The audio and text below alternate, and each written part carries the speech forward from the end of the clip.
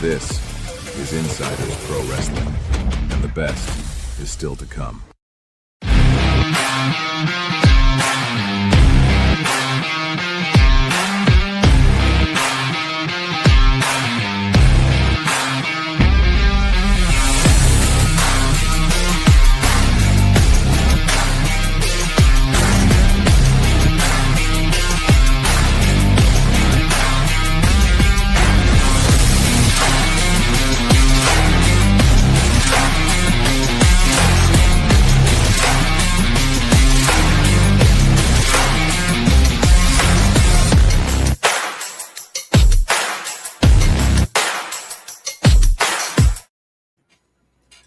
What's going on, everybody, and welcome to the latest episode of Between the Ropes.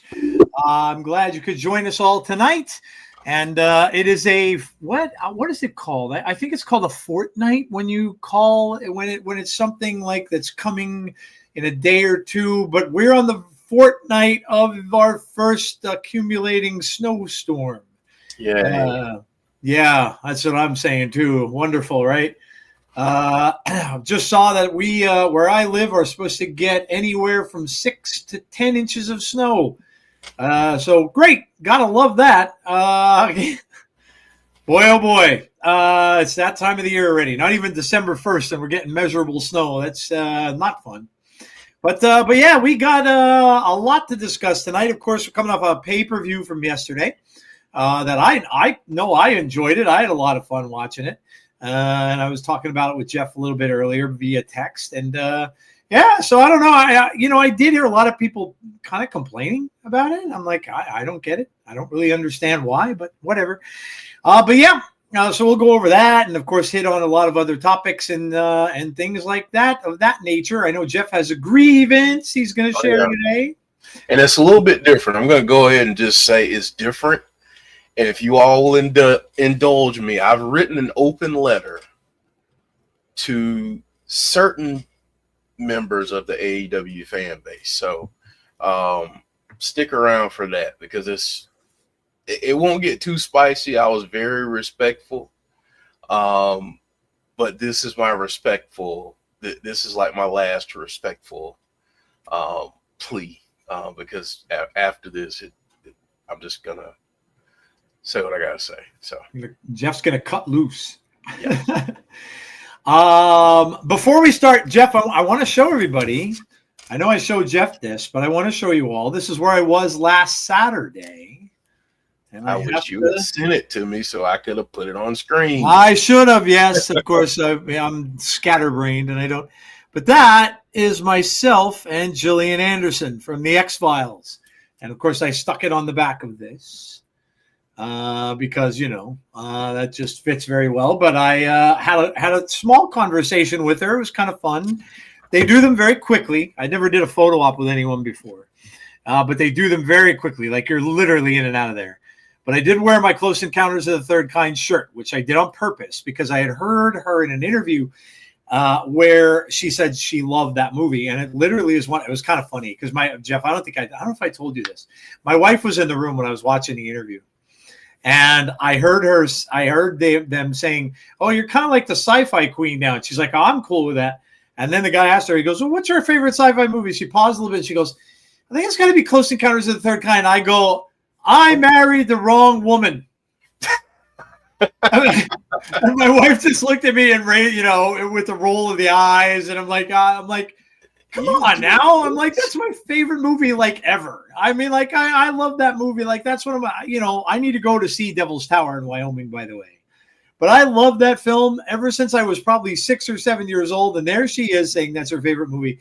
So I wore the Close Encounters shirt thinking, okay, this might, and it worked. Because I walked in and she's basically like, she's like, "Oh, I noticed your shirt." I'm like, "Yeah, I saw an interview with you, and you had mentioned that you liked the movie." And she's like, "Yep, one of my all-time faves." I said, "Yep, me too."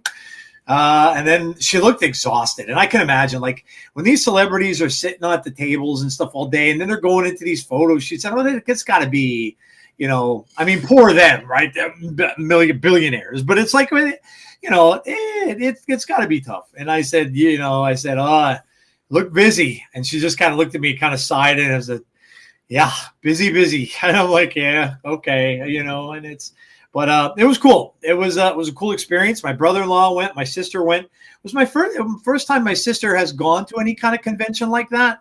And it was great because she had her back turned, and all of a sudden you hear a voice, and I knew the voice as soon as I heard it, right? And I hear him talking, I hear him going, I thought my line would be a lot smaller than that was. And we look over, it's Michael Rooker, the guy who played Yondu. Oh, man. That's awesome. Oh my gosh, Michael Rooker. You know, my sister looks right. He was right behind her. And my sister turns around and she's like, oh my God, it's Michael Rooker. and he was great, man. He walked up, and the first people in line for him were a couple with a baby. And they made him pose with the baby. Oh, that's awesome. But it was awesome. And then a little later on, Robert Patrick, who of course was in Terminator 2, he played the Terminator. Now he's in Peacemaker and all that kind of stuff. He walks right by us. I see him, and I'm like, hey, how you doing? And he just turns around. He goes, oh, good. How are you? You know, so it was pretty cool, man. Oh, and by the way, Jeff, Tom Savini was there. Oh, man. Tom Savini was there. The two final girls from Friday the 13th, part 1 and part 2 were both there. 2 Jasons were there. Ralph Macchio, who played the Karate Kid, was there. It was cool, and it was my sister's first kind of experience with that, and she loved it. So now we're kind of talking about maybe going to Comic-Con in New York City, because I told her, I said, listen, that gets crazy. You know, I said it was cool though. It was in a place in Philadelphia. Where they also have that Westminster dog show. They have that big dog show that they show on Thanksgiving and stuff like that. So it was a very big place. And they had the people signing the autographs and stuff in the one section, and it was very spread out. You weren't like elbow to elbow with people. It was actually really cool, and a lot of really cool cosplayers. Yeah, I'll show you this real quick. So here's a picture. That's a picture of Jillian right there signing autographs. So I was going to go in her autograph line, but it was immense. But that's her signing autographs. I got yelled at for that picture, by the way. This little nerdy guy comes over to me and goes, hey, you're not supposed to be doing that, you know. And I'm like, hey, whatever, dude, just get out of here before I punch you in the face. I got a picture of these 2 cosplayers that dressed up as Mulder and Scully, which I thought they were pretty good. Yeah. And then I got I had here. How about this guy, dude? Oh, man. From Black Phone. That's a little blurry, but he was great. That's and then Jeff, we're just about to leave, right? And I'm walking around, and I had this hat on. So I had the Jason hat on, and I had my Jason sweatshirt on. Well, my brother-in-law says there's a dude going around cosplaying as Jason, and I didn't see him the entire time. And all of a sudden, he comes walking over to me, and there he is. Comes walking over to me, and he just kind of looks at my cap, and he points up there, and then he points to the Jason on my chest, and I'm like, I need to get a picture with you. So he comes over. He's taller than me, and I was going to say he's a pretty tall dude. He's a big guy. He had to be at least probably about 6'4", at least 6'4", 6'5", because he's got a few inches on me. Yeah. And he came over, and we did a picture and stuff like that, and that was kind of awesome. And I'm like, and in fact, at my store in Staples, they're doing personalized mugs. And there I am on the mug, and there's Jason on the other side of the mug. So they put the picture on the mug for me, which was cool. So, but yeah, it was fun, man. I had a blast, and of course, meeting Jillian was amazing. Even though I didn't spend that much time with her, it was still awesome. And I'm still here. You know, I kind of thought I'd be flying on a jet over to England with her, but you know, it didn't quite work out. But anyway, completely off topic. I just wanted to share that with all you guys. It was really cool. I've never gotten a chance to do that. So, all right. So what's on this week is up on the board, and you can see we've got Between the Ropes, of course, right now. We've got Fireflies Forever with Jeff and Chris, who will probably have a lot to talk about because we got an Uncle Howdy sighting. Uncle Howdy was there in person. So I'm sure they will have a lot to chat about with that on Tuesday at 6 p.m. Eastern Standard. So make sure you join the guys. And then, of course, TNA Wrestling Impact is back on Thursday at 7:45 p.m. Eastern Standard Time as well. So we'll be here for all of that. And yeah, so that's our schedule coming up. So please make sure that you join us. If you have not yet subbed to the channel, what are you waiting for? Please sub, hit the like button on the stream for us tonight. Like always, we appreciate it. And also hit the notification bell if you want to be notified about when we have future content. Clown system, stressful days. Yeah, obviously we will obviously keep your mom in our prayers. And I'm sure the entire group of people out there that are listening tonight will as well, Clown. So we hope that everything goes very well for you there. All right, Jason Pease, Clown is here. Damian Robinson, James Chadwick, Andrew Stevens. We got Deanna in the house. We have Derek is here. Derek, I can't even complain about football, man. My Cowboys are they're starting to come to life a little bit, man. Starting to come to life a little. I'm kind of surprised. I do like the coach though. I really do. I like him. I think he's a good dude. Who else? Alexa Bliss Gamer's here. Little Silver's here. Bonus Baby is here. We got poor millionaires getting tired of it. Rooker, yeah, Rooker was awesome, man. He was freaking hilarious. He really was hilarious. Let's see if I missed anybody. I don't think so. No, that's it. All right, Jeff. I guess we should dig in, huh? Yeah. I'm telling Clown how to send us his artwork for Fireflies. Oh, okay. Yeah, absolutely. Yeah, anybody that knows how that does that or that is interested in doing so, make sure you hit us up. You can always send them to our insiders on X too, because I can ship them along via email. Yeah. So you can always do that. You can send them over there. I monitor all the DMs and stuff that come in, so I can send them over to Jeff as well. Yeah. All right. So we will get into the news. So here we go. All right.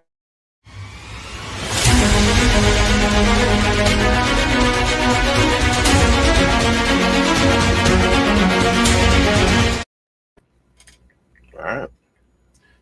Breaking news. We have, of course, the news part of the show. I mean, other than obviously what's everybody's talking about is the pay-per-view, obviously, from yesterday. And I guess maybe one of the breaking news things, and I don't know, Jeff, if we might end up covering this a little more later, but you guys can kind of give it some thought before we go into it in depth. But obviously the man in the hoodie. Yeah. The man in the hoodie. Who is it? Yeah. They even asked Paul Heyman, and he danced around the topic as long as he could during the show last night that they had the after show. But Jeff, I'll tell you, what I was impressed the most by for an outdoor event in a baseball stadium, man, did they get a crowd. Got to tip the cap to San Diego. They really had a great crowd there for that show. I think they said it was the biggest crowd ever for a Survivor Series show. Wow. And Clown was there. Oh, no kidding. So, yeah. Okay. Yeah, Clown was there. So nice. So yeah, I thought it was really good. And I definitely have some more thoughts about some of the criticisms I've seen. Because at some point it's like what do you want? I mean, I feel like we've been conditioned as fans to expect surprises like these huge debuts and these shocking things at every single PLE or pay-per-view, and it just doesn't happen that way. And I just kind of feel like I don't know when it happened, but I just feel like at some point as fans, we were all like, if we don't get at least one surprise or one big, huge moment, then it was a crap pay-per-view. And I just disagree with that. I don't think you have to have surprises and everything to have a decent or successful pay-per-view.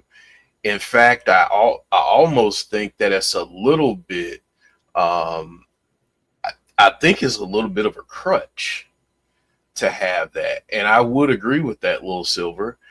Liv Morgan's return was a surprise to me. I'm sure that the sheets of dirt were reporting it, but I don't pay attention to any of them, so I was in the dark on it, which is great.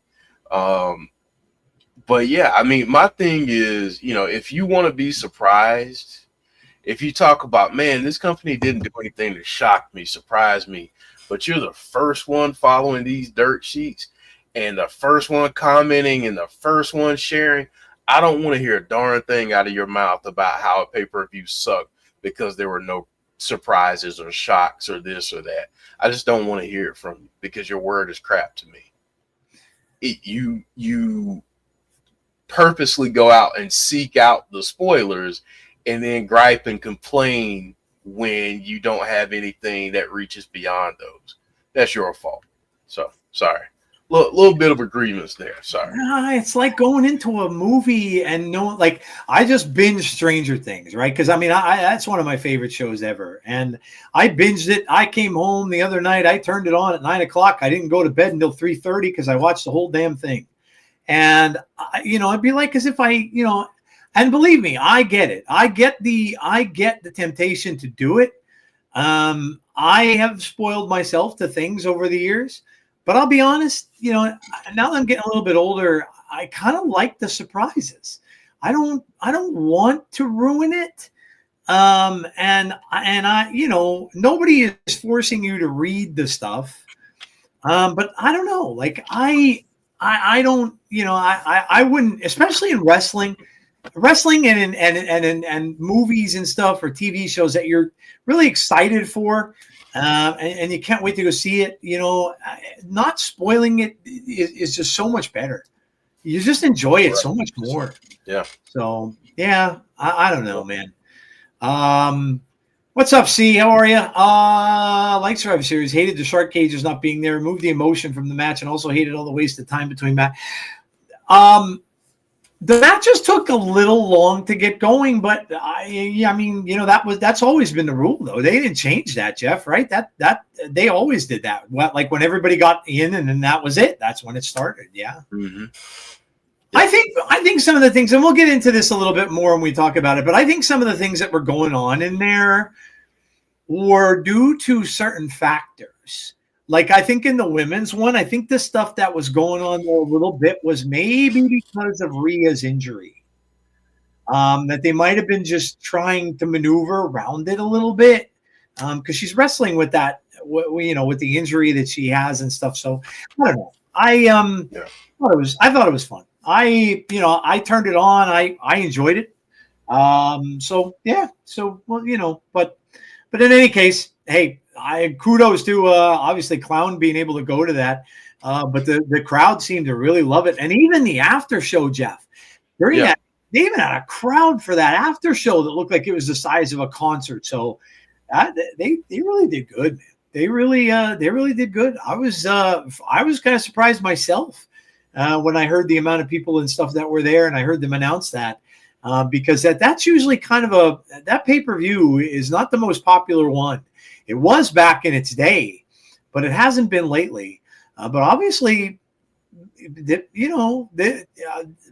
people who are speaking of the demise or the downfall of WWE anything right now, I think is a little hasty or a little misinterpreted in a way. Because I kind of think they might be holding up their end of that more than their end of the deal in that company bargain that they have with that other company that's the MMA company right now. That name escapes me, but yeah, I don't know. I liked it. I thought it was good. Yeah. I enjoyed it. We'll definitely. That's the first thing we're going to get into is more reaction to Survivor Series. But Joe, I don't even know if you got a chance to see this. Lei Ying Lee.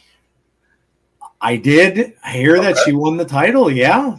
That's congratulations to her. Yeah, absolutely. Well deserved. Look, I did have to hear about it because I didn't see it, but I did hear about it on Busted Open. They were actually talking to her, and Bully was talking to her and LaGreca. But yeah, again, well deserved. I think she is a phenomenal athlete. We were very happy when we saw her come to TNA. And yeah, again, this is a situation where, very, very talented person finds her way to another company, and it just works out for her. And I think it's very deserving. She's amazing to watch, and yeah, I think it's a great choice for TNA moving forward in the company. And as I said, I said this whole past year, it seems, but their Knockouts division has always been the focus of their show, always. And I think it kind of maybe slipped a little bit, and I'm not talking because of talent, but it kind of slipped, I think, a little bit just because of bad luck. Injuries they got really had the injury bug a lot. Rosemary was out. They had people out from the beginning of the year. So they got kind of hit with that, to the point of where NXT, that little, the partnership they had there really helped them out, because they would have a lot of women coming over from NXT throughout the course of the year, which was very good that happened.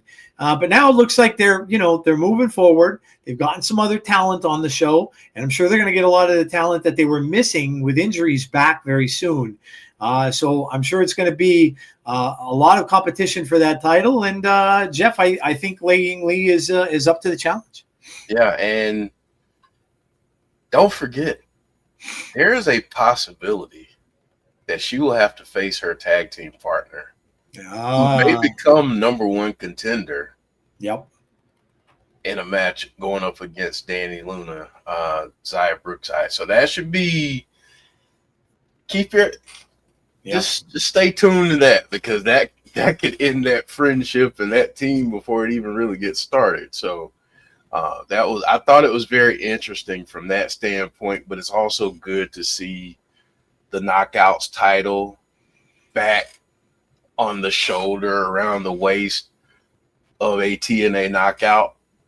No offense to Kalani or JT Jane or anyone else, but it's just good to see that title back in TNA. So, so congrats to her. And I'm excited, man. Excited to see what happens this week. And Damian pointed this out. Final resolution is on Friday, so we will be here Friday. I will update the schedule. Oh, wow. Is that this Friday already? It's Friday already. So, okay. All right. So we will be here for that. But just to let you all know, that will be this Friday. We'll let you know the time, but that will happen.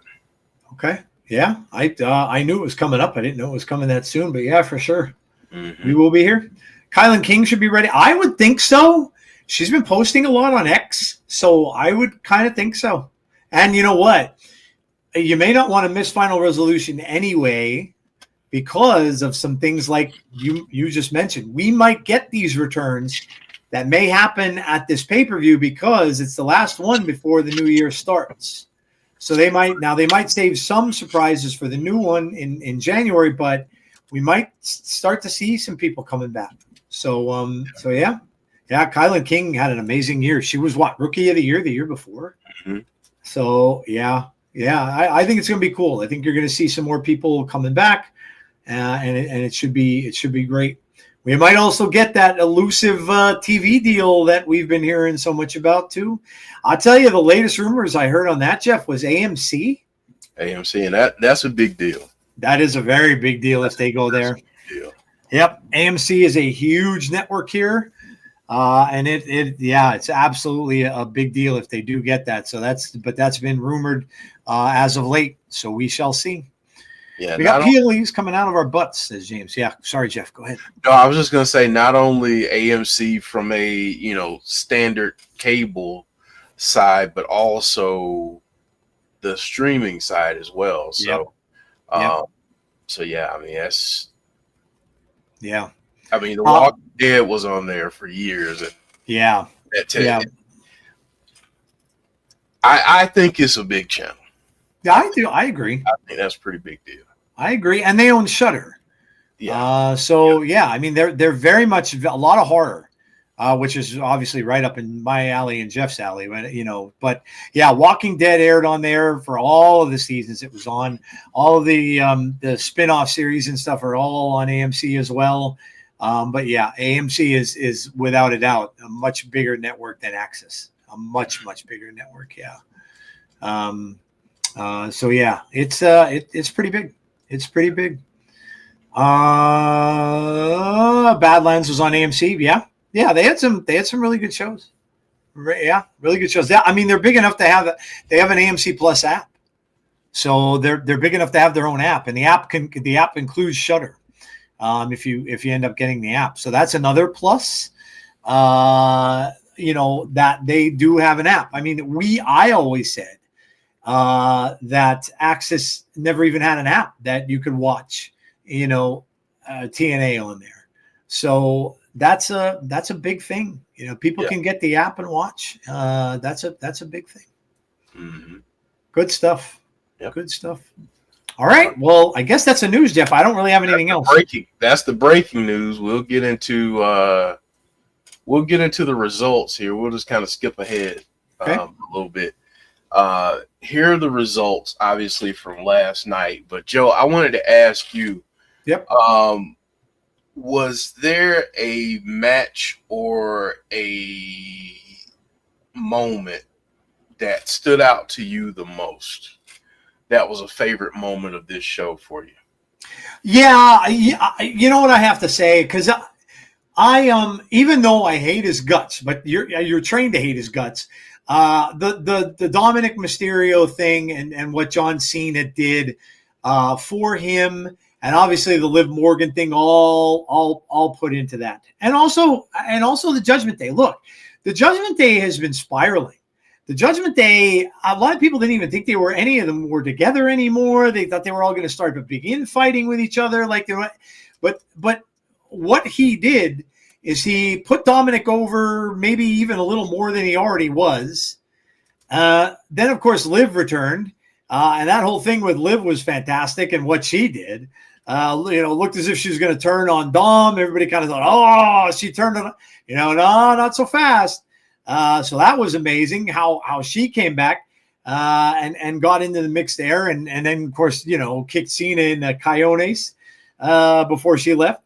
But, I thought that was just a great moment. There were people that were kind of bitching and moaning about how Dom lost his title, and they thought that it was kind of cheap, that he was going to lose it to Cena for just a couple of months. And here's my thing, though, Jeff, and here's something I came away wondering with that. I wonder, right, and we'll never know, but I wonder if, honestly, they were going to have Sheamus go up against John Cena. Because would this have been a different result had that been the case? If Sheamus didn't get hurt? And because now I can't help but wonder that they made a little switcheroo. They swerved a little bit around it. And because of that's why we got what we got.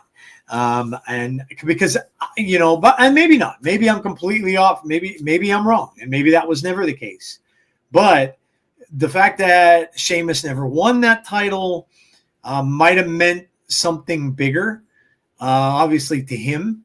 And now, not having the Intercontinental Championship being up for grabs at Cena's last match is probably kind of smart, give it back to Dom.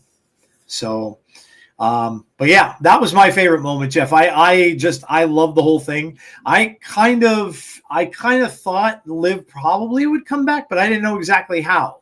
But I liked it. There were so many different ways they could have gone with it. But it was great. And I don't know if any of you saw the picture of Liv's little half-hearted tribute to John Cena. She's dressed up in the John Cena gear and kind of saluting him and stuff like that in the picture, which was kind of cool. But yeah, I think that was probably my favorite moment from the show.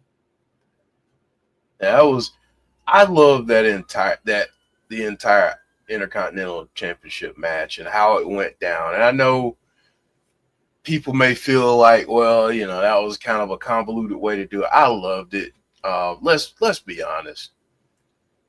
Dom is as close as we're going to get to this generation's Eddie Guerrero. Yeah. With the way he wins, with the charisma, even when he's a heel, The fans love him. It's just he's just got it. And I don't know what the plan is. I've gone back and forth on who I think should face Cena, who would be, in my opinion. I'm kind of the belief it's not a young guy, but if you're gonna do something with LA Knight, wouldn't it be now? And wouldn't a win against John Cena in his final match kind of catapult him into a different kind of level, something that maybe he's been missing?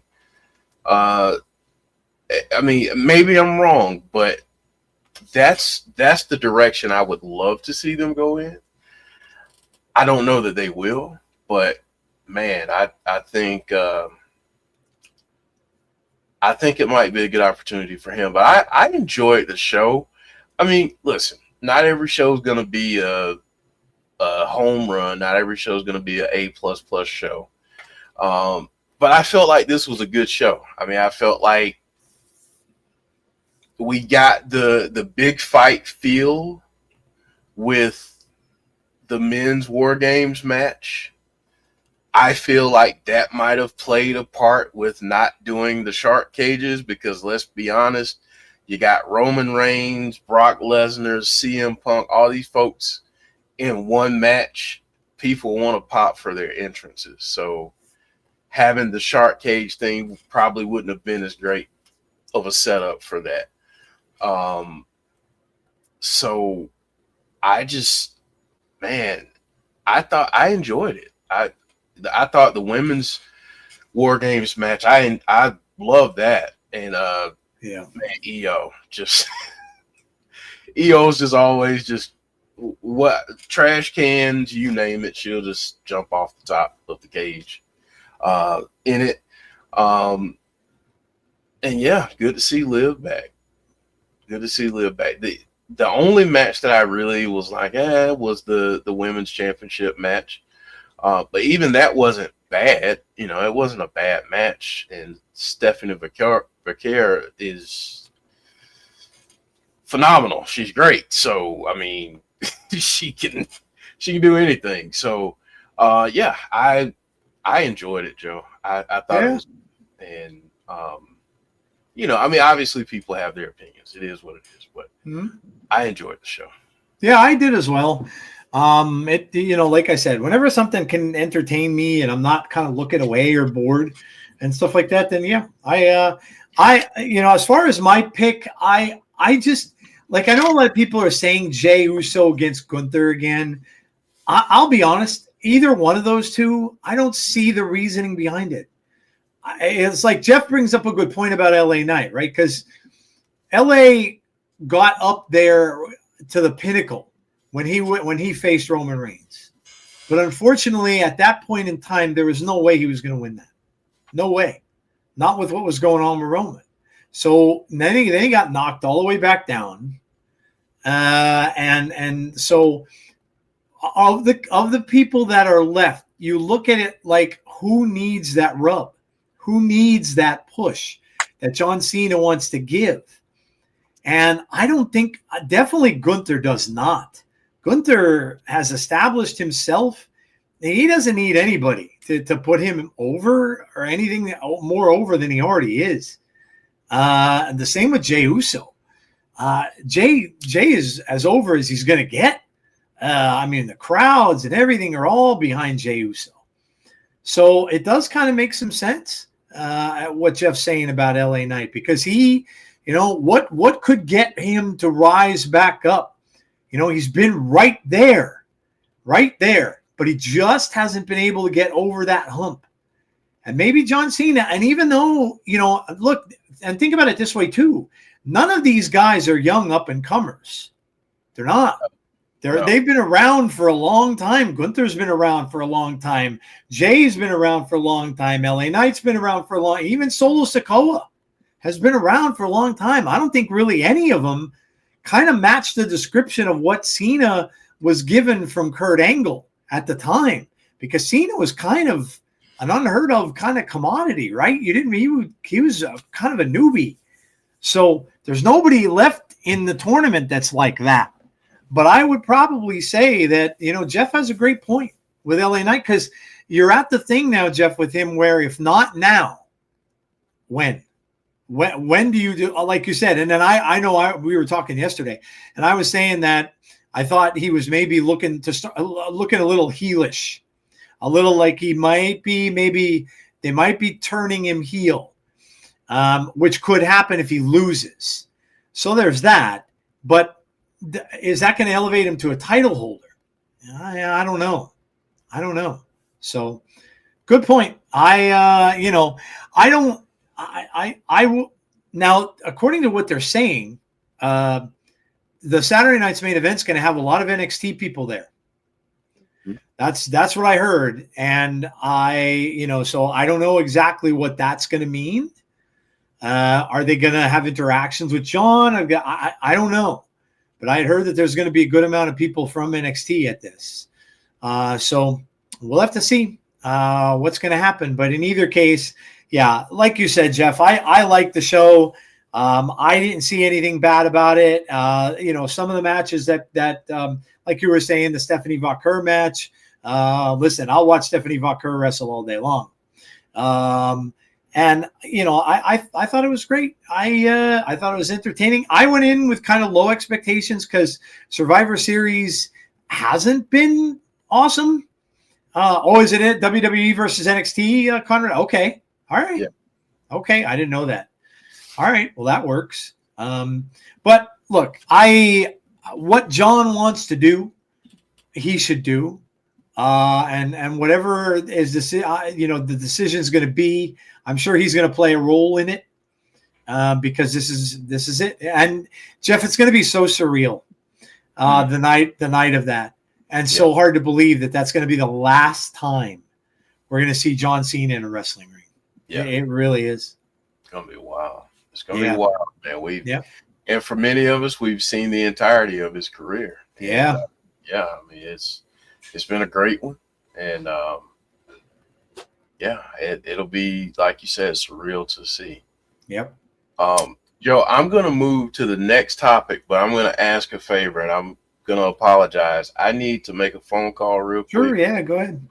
But I'm going to say this. I'm going to set this up for everyone. Your thoughts on The Miz returning on SmackDown? So for the second time, well, first of all, I like the art. I mean, you can never go wrong with R-Truth, right? R-Truth talking about his balls. I mean, come on, that's priceless. But yeah, the Miz came back and got a second chance. And I know there were some people that had mixed opinions on this too. Now he does have a ton of history with John Cena. What I guess didn't make so much sense to me, though, was having him lose. If you're going to bring him back in again, right? And, now people are starting to think, oh, okay, well, is this going to lead into, could Miz win? And then possibly now we might have that confrontation with him and John Cena. But he didn't. So it was a little weird. Yeah, a little weird, I think. I didn't really see a point in doing it, I guess. So I don't know. I was a little mixed when I saw this. I kind of don't really understand why they did it. I mean, is there going to be a program with the Miz and R-Truth? Maybe that's what they're going to do. But yeah, Conrad says, may sound terrible, but I've lost all believability in Miz winning. It's kind of sad because I got to this point with Dolph Ziggler too. Yeah, it is kind of almost, it's kind of similar, and they're both good friends outside of wrestling. It is kind of similar where you're wondering that, is this going to be what we're going to have from Miz going forward? Is he just at the point where he's just going to lose every single time he goes out there? And are they at the point where he's in kind of the twilight to the end of his career? Yeah, I don't really see them doing much of anything with him either. I mean, he could have had a program with Cena, which would have made a ton of sense. But yeah, really, honestly, the last big thing I remember Miz being in. Now, maybe I'm wrong, and maybe I'm just forgetting other things, but was the stuff that he was doing with Bray. When he got involved with Bray Wyatt, I think that was really maybe the last time that he was. And again, I could be remembering wrong, but yeah, and I mean, what a shame. He deserves really to be a Hall of Famer. And they're just not doing much with him at all. More of a novelty than a legit threat to a title, Jeff says. Yeah, I agree. I agree. Yeah. What are your thoughts on it, Jeff? Because it does kind of seem like they're not going to really do much with him anymore. It's interesting to me because I think the match was it's been pretty clear that fans have been clamoring for LA Knight for quite some time, and they just haven't figured it out. They just for whatever reason, they just haven't figured it out. They haven't figured out what lane to put him in. It looked like they were going to go this direction, and then people were critical, so then he kind of toned it down a little bit, and now looks like he's going in a different direction. So it came at that win came at the cost of The Miz.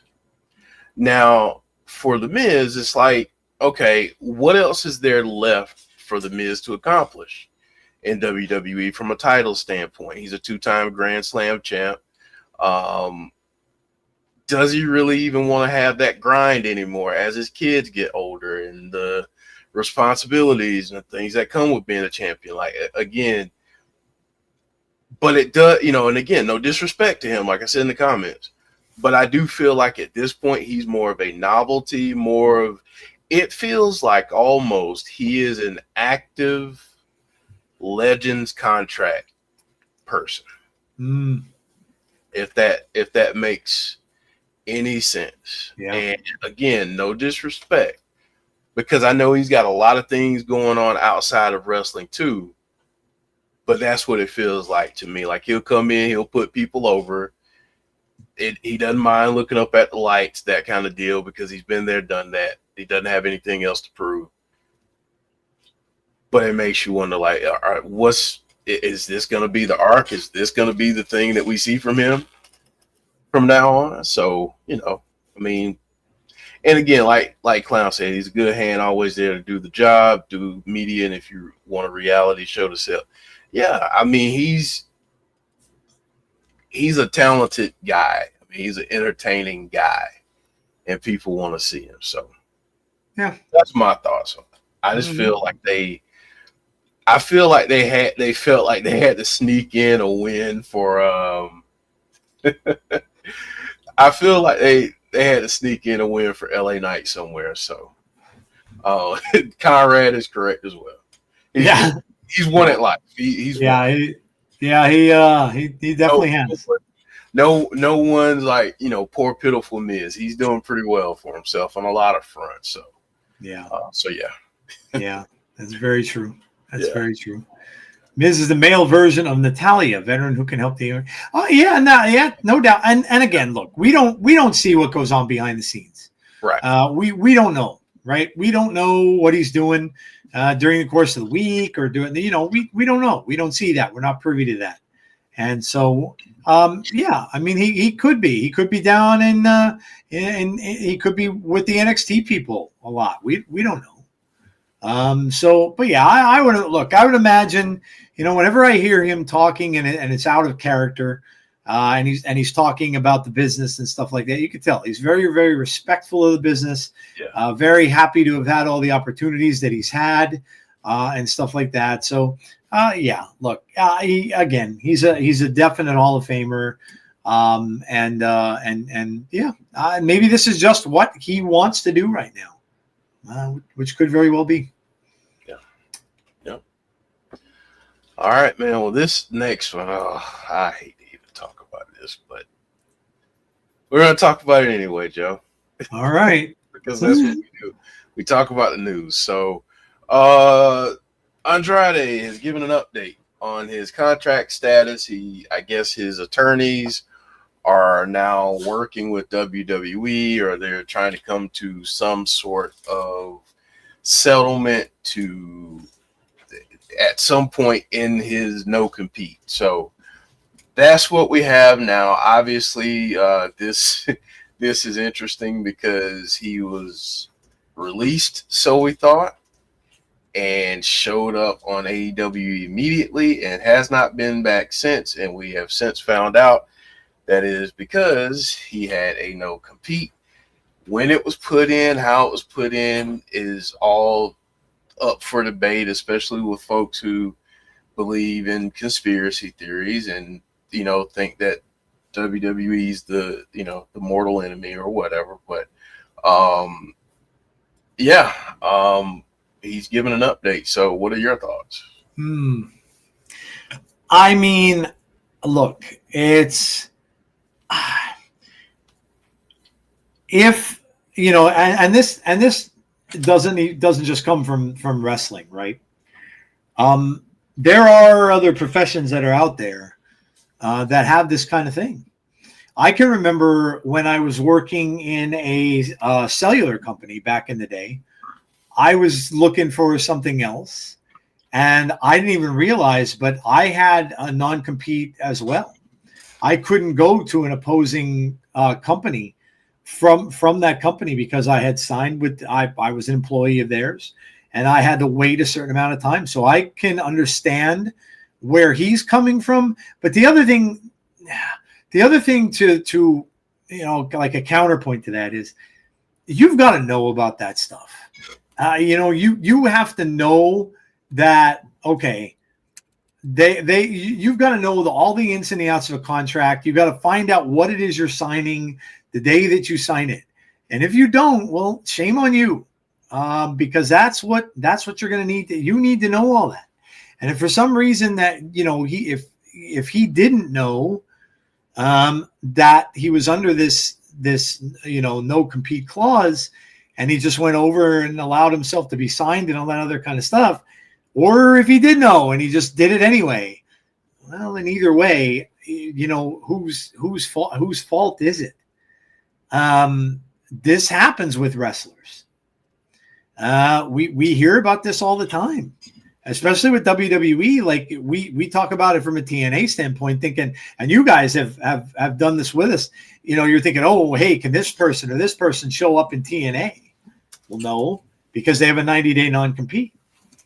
So we know when we can almost target it by that, as to know when they might be coming over or showing up there.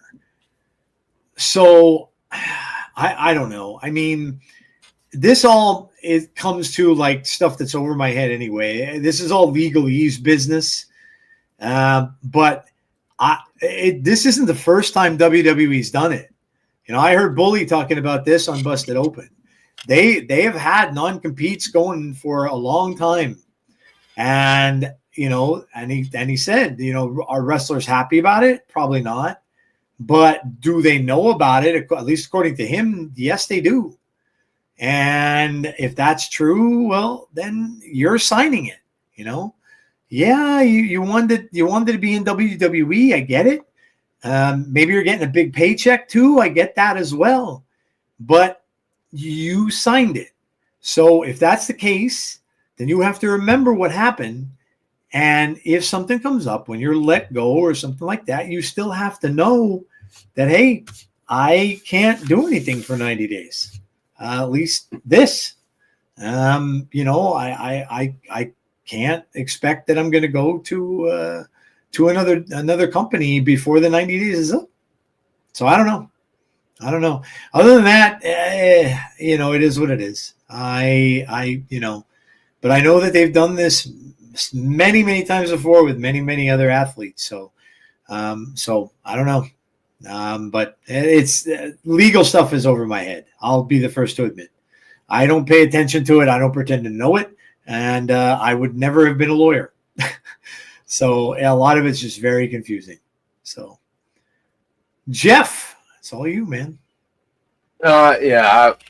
I have other thoughts about this, but I'll get into them when we get into sell or no sell. Okay. So this is going to piss a lot of people off, and I'm happy about it. So, you ready for grievances? Yes. Let's go. go. So I'm going to go ahead and tell you what this is now. This is my open letter to a certain portion of the AEW fan base. And yes, the AEW fan base. So if that's going to offend you, if that's going to piss you off, if that's going to make you say something out of the way and disrespectful, give me about 8 minutes and I'll be back. Just saying. Ready to go? All set, man. All right, here we go. The airing of grievances. I got a lot of problems with you people. Now, Good old Terry right. Stiller, man. Go right ahead, Jeff. You're up. All right, so yeah, actually, even though I'm a little frustrated by the previous topic, and we will be talking about that in sell or no sell. I wanted to say a few words, and I was trying to think about how to do this and how I feel how it would be best received. And I'm a journalist by trade, so I was like, let me try to write something. Why not? So here we go. To the passionate fans of All Elite Wrestling, first, let's acknowledge something up front. AEW fans are among the most loyal, dedicated, and vocal groups in all of professional wrestling. From day one, AEW was built on the back of that passion, a fan base that wanted something fresh, something different, and something that challenged the status quo. And that energy helped create a real alternative in wrestling that was desperately needed, honestly, at that time. But with that passion comes a responsibility. Lately, whenever a former AEW name, whether it's a wrestler, producer, or personality, shares even the slightest bit of criticism or offers their personal candid opinion, some corners of the fan base are instantly turning hostile. Instead of engaging or listening or disagreeing respectfully, the reaction is often a tidal wave of negativity, dismissal, or personal attacks. Want an example? Recently, Chris Jericho commented on TNA's Bound for Glory, and he said it looked like the second best company in professional wrestling or something to that effect. Whether you agree or not, it's not really an outrageous statement. I mean, it's a matter of preference or personal opinion. It's his perspective based on what he's seeing. But what I find interesting is he's also a man who helped build AEW. If I'm not mistaken, was your first champion. Carried that banner for a long while. So he was put out front for a reason because of his name recognition. But please, please, please, don't take this as me defending or jumping to the defense of Chris Jericho, because that's not what I'm going for right here at all. For some fans, the reaction to what he said wasn't a discussion, wasn't even a debate. It was immediate condemnation. Here's the truth that I think a lot of times gets missed when it comes to being critical, especially when it comes to AEW. Criticism isn't betrayal, and perspective isn't disloyalty. And someone acknowledging the strengths of another company doesn't diminish AEW. Even if you think he did so on behalf of WWE or there were ulterior motives for you conspiracy theorists out there, it's his opinion. But when fans attack anyone who offers criticism, especially people who help build the company. It sends a message that AEW can't be questioned, analyzed, or improved. But every promotion, in my opinion, benefits from reflection, and every performer grows from sharing their experiences openly. AEW isn't in competition with fans having opinions. AEW is in competition with AEW to be better than they were the day before. If anything, criticism is a sign that people still care. So to the portion of the fan base that takes every comment as an attack, it's okay to disagree. It's okay to dislike someone's opinion, but what's not okay is to attack, demean, or discredit people simply because they don't see AEW as perfect. Passion is powerful, but passion without balance becomes gatekeeping. I want to say this before I end this. This was all brought on because I was on Facebook one day and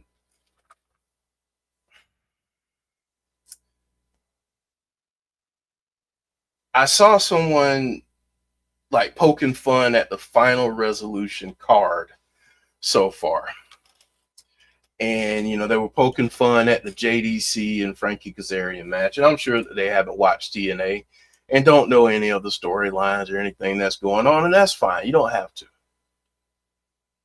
But just because someone made a comment, and I don't care what company he was in or who he was around or whatever, he made a comment. It was his opinion. Whether it was genuine or not, he said it. People quoted him. That's what's out there. At some point, can you take criticism? I mean, can you take criticism? Or is it just always going to be anytime anyone says anything negative, they're the bad guy, or they're just a hater, or they just don't understand, or they're not a real fan? Because I'm critical of AEW, does that make me less of a fan even though I watch their programming? Does it make me less than a fan? Does it mean I'm not loyal to AEW because I criticize? Or does it mean that I just want them to be the best that they can be?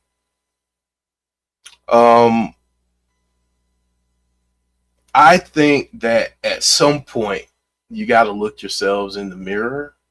If every time anyone says anything, it gets under your skin and bothers you, ask yourself why. Is it because you're such a big fan of AEW and you want to see them succeed?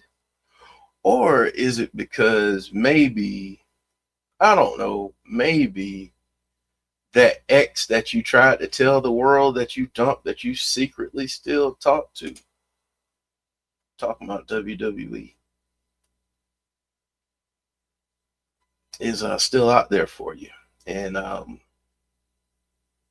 you equate it to some kind of war. You equate still liking WWE to just not being right somehow with you. So you gotta conceal it somehow. So you show hatred.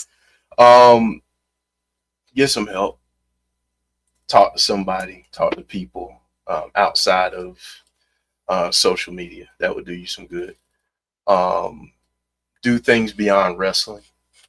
And if you're going to talk about wrestling and you're going to be critical of other shows, at least know what's going on those other shows before you say something is trash and is stupid. And why in the world would you have these two in a match? Because if you had watched the show, you would know why.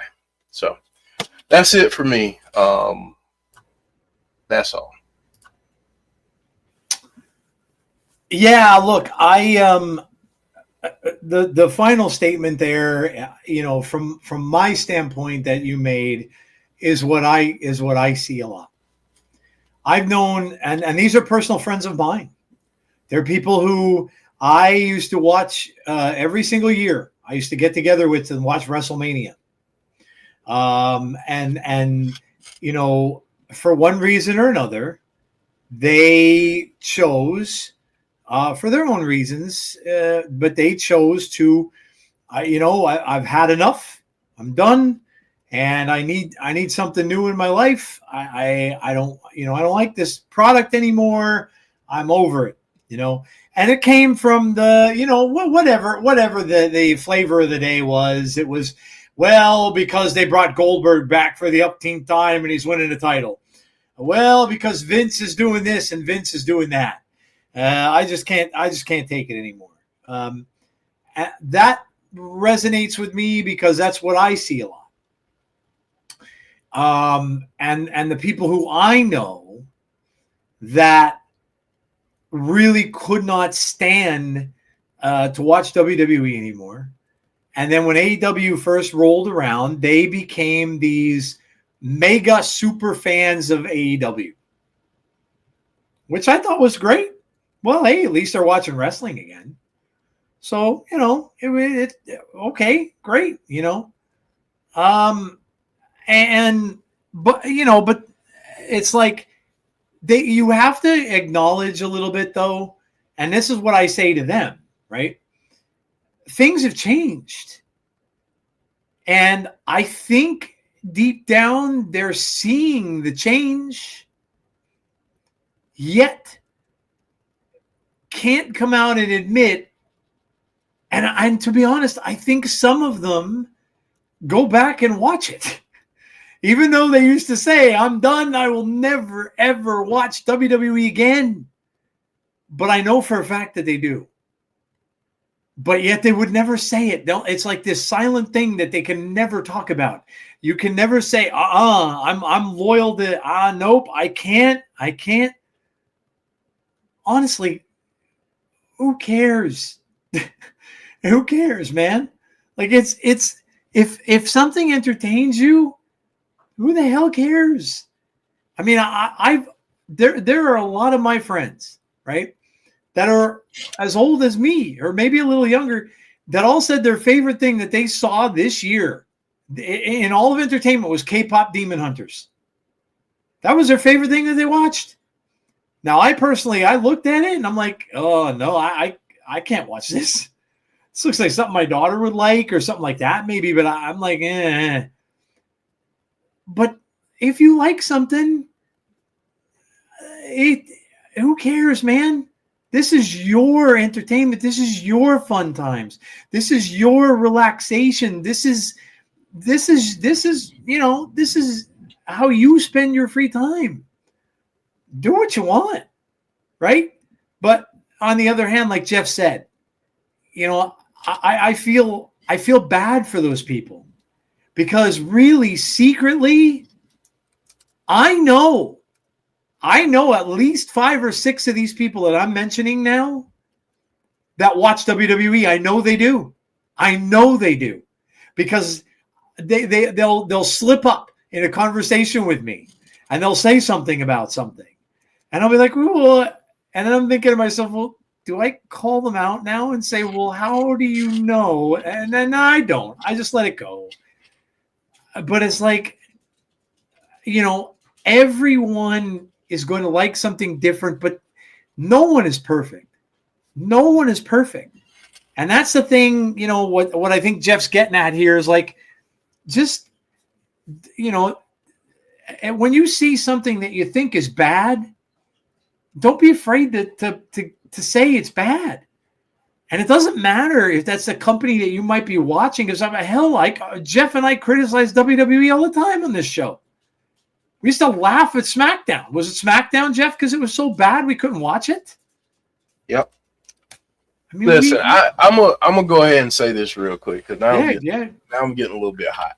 I'm not both sides in this stuff. Like, I'm not gonna both sides.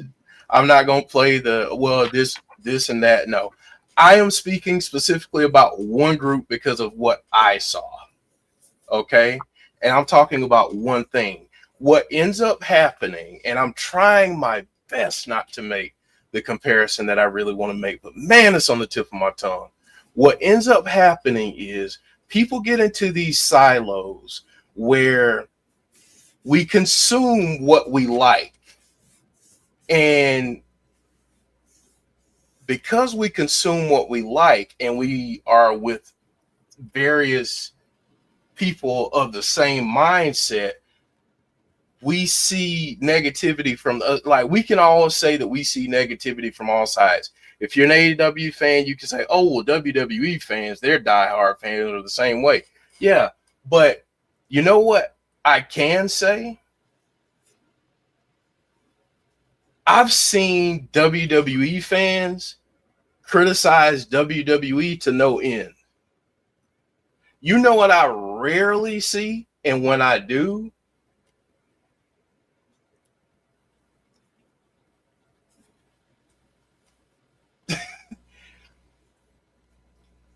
I'm trying, Joe. I'm trying not to go right now because I'm so close. I'm so close. I'm trying not to. What I'm gonna say is this because I need to get off of this. What I'm gonna say is this: the main point of me doing that open letter just got proved. I can't be critical. I can't call something out without having to be like without having to walk on eggshells. I'm kind of tired because it's like it's clearly to me, and I feel like I'm neutral. I feel like I'm very neutral. I feel like I call out each company when they're doing bad, and I feel like when they're doing well, I praise them. I am a fan of every company. I watch AEW, I watch WWE, I watch TNA. Clown has freaking gotten me into GCW. It's all your fault, Clown.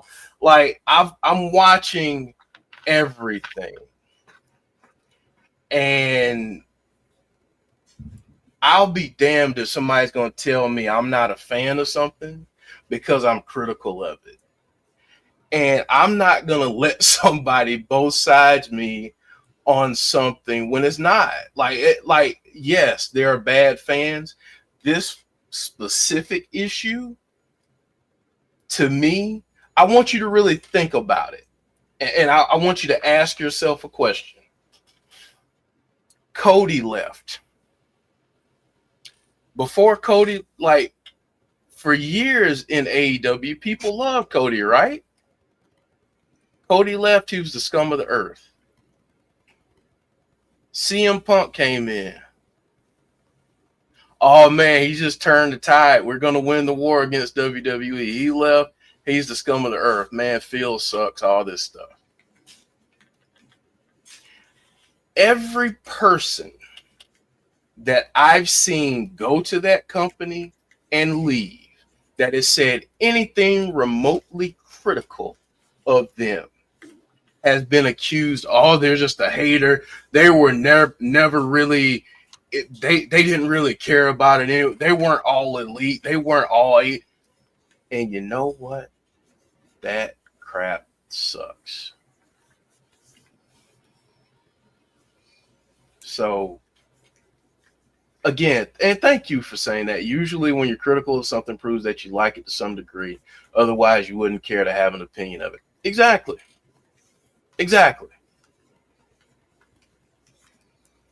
Just saying. But you want to know whose fault it is? All right, here we go. Want to know whose fault it is? People like Dave Meltzer, who I'm so glad Andrade put in his place. Because you go around spreading crap and creating these conspiracy theories, and WWE's doing this, because they want to get back. So screw you. How about that? That clear enough? Screw you. Because you are one of the reasons why the wrestling community is so freaking fractured. Screw you and people like you. All right, I'm done because I'm going to start calling out other names. And if one other name comes at me, if I call their name and they say something, it's going to be all on and popping like fish grease. That's all I'm going to say. So let's move on because I'm getting heated and we need to move on. So sounds good, my friend. Let's go, Joe. All right. Sell or no sell? How about it? Let's go. All right. Here.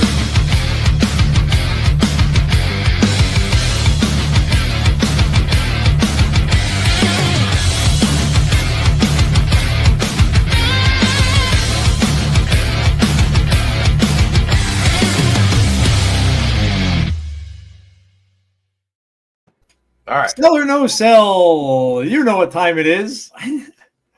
All right. Sorry. All good, man. Hey, that's why we do the show. You are absolutely, encouraged to say Yes. whatever it is you feel. Yeah. And this first topic ain't gonna make it any better. So we got. So can I start this one, Joe? Sure. And so I can shut up and let you go. Go right ahead. Because I'm gonna say it. I'm gonna say it real quick. Andrade's contract situation is completely on WWE. No sell, no sell, no sell. You want to know why? Because if you're a company that's signing a talent, you probably should know their contract status before you sign. Just gonna say that. Just gonna throw that out there. So, all right, Joe, on you. No, it's a definite no sell for me too, and for the reasons that I mentioned. Like I said, in my retail career, I've had it happen. You have to be, number one, the individual needs to be aware of it, and number two, the other company needs to be aware of it too. That's just how it is.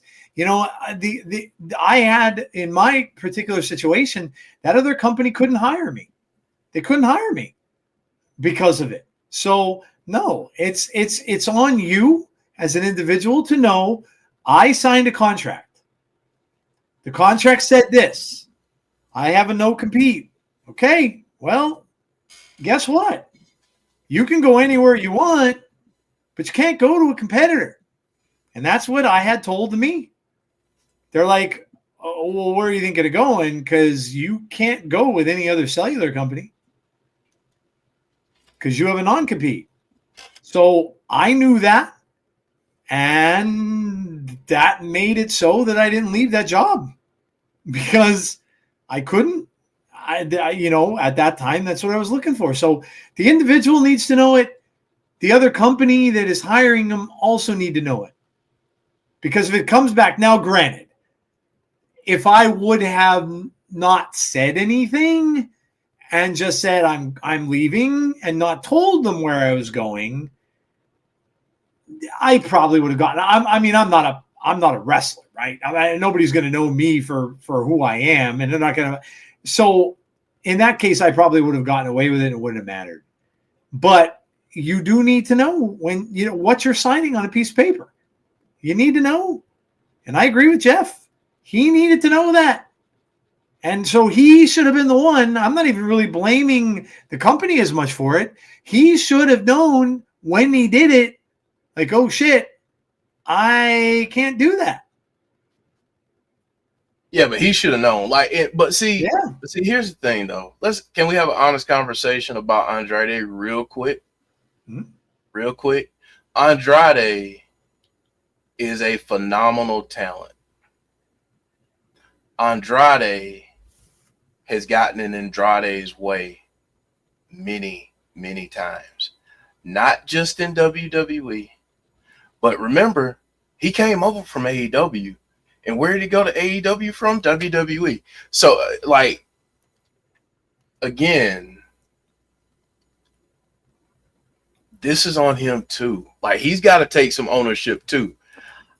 Still, if you have a legal department worth their salt, do some research before you have the dude show up on your television show. That's all I'm saying. At some point, we can have kid gloves, and at some point, we just got to say, all right, somebody's got to own it. We can't just keep passing the buck. Somebody's got to own it. So that's where I'm at. I want to read this really quickly because I want this as a comparison that's out there for the people that are saying that they should not be able to do this.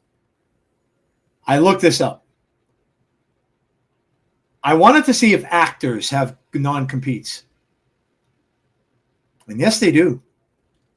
Actors can have non-compete clauses, but they are often restricted and sometimes voided, especially in states like California. So that is up to a state. These clauses, often part of exclusivity agreements, can prevent an actor from appearing in a competitor's project during and after a contract, which can significantly impact their ability to work.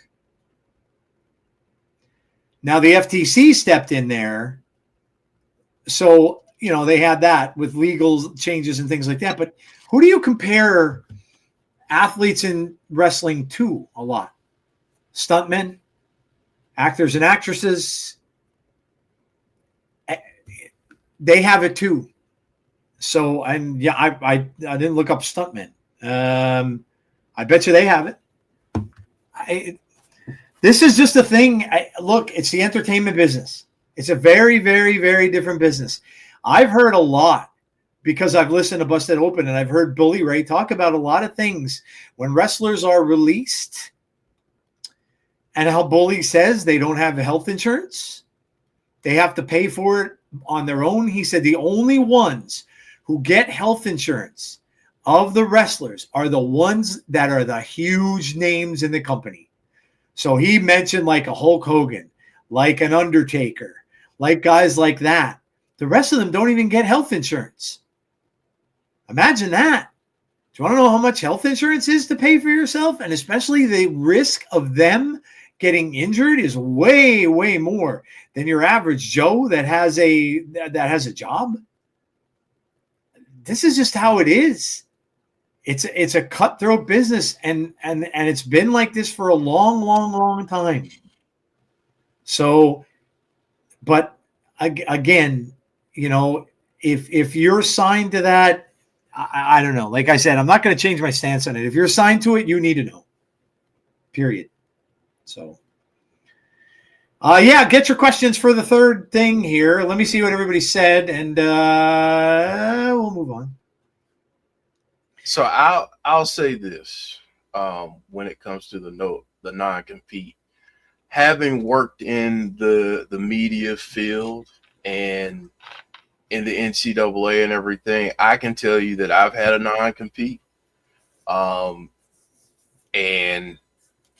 let me tell you, it can go on for a while. Mine wasn't a year. I didn't get fired, but I could not go to a similar organization, I'll say, for at minimum 6 months. Yep. Because of the information that I knew, so on and so forth. So yeah, I mean, it happens. I know that my situation is a heck of a lot different because I wasn't an independent contractor. So there's a little more that can be done from that standpoint. But yeah, it can be tricky, but I just kind of feel like at some point we can say, I feel like all parties should know better. I feel like if a company releases a wrestler, whether it's WWE, whether it's AEW, whether it's TNA, whoever the case, I feel like they should communicate with the other company immediately. This person cannot be on your programming for X amount of days. Effective this date, meaning that they can appear on your programming approximately this date. If you have any questions or concerns, please contact our legal department, blah, blah, blah, et cetera, et cetera. That's how I feel like it should go. Then I also feel like the company that's signing that wrestler should then reach out to that company and say, hey, just trying to figure out, does this person have a non-compete? I just feel like there's so many boxes that didn't get checked, and it shouldn't be that difficult, Joe. Yeah, that's true. And there should be a team or someone that should be going back and forth. And yeah, you're right. It should be something that should be figured out. So yeah, I agree. Jeff nearly went full Slim Shady, says James Chadwick. Almost. When they said the same about Chris Jericho when he returns to WWE, watch they say the same about Jericho when he returns to WWE officially. I mean, they're already saying it. I mean, they're already saying that They are. he's a piece of crap and he never cared about AEW. He didn't do anything for AEW. Like I've seen a lot. I've seen the gamut of comments about it. So Yep. I at one point I had to ask myself, like, am I being punked? Is this AI or are these real people? They're real people. Yep. Real people. No sell for Dylan. No sell for Noob. No sell for Damien. No sell. He should have known when he was signing. Either he knew and trying to play stupid, says Little Silver. He knew what was signing before he signed his name. Brandon says no sell. Sean Mercedes says no sell. Conrad said it's on everyone in this situation. Andrew says no sell. And on top of that, here's my sell or no sell to avoid all confusion. Oh, okay. That's for later. Andrade went to full speak no English mode. No sell. All parties should be in the know, but there was kind of compete in the prison I was in. If you got fired from a prison job, you couldn't get another prison job for 30 days. Last night's Survivor Series was the most. Oh, that's okay. That's who no sell.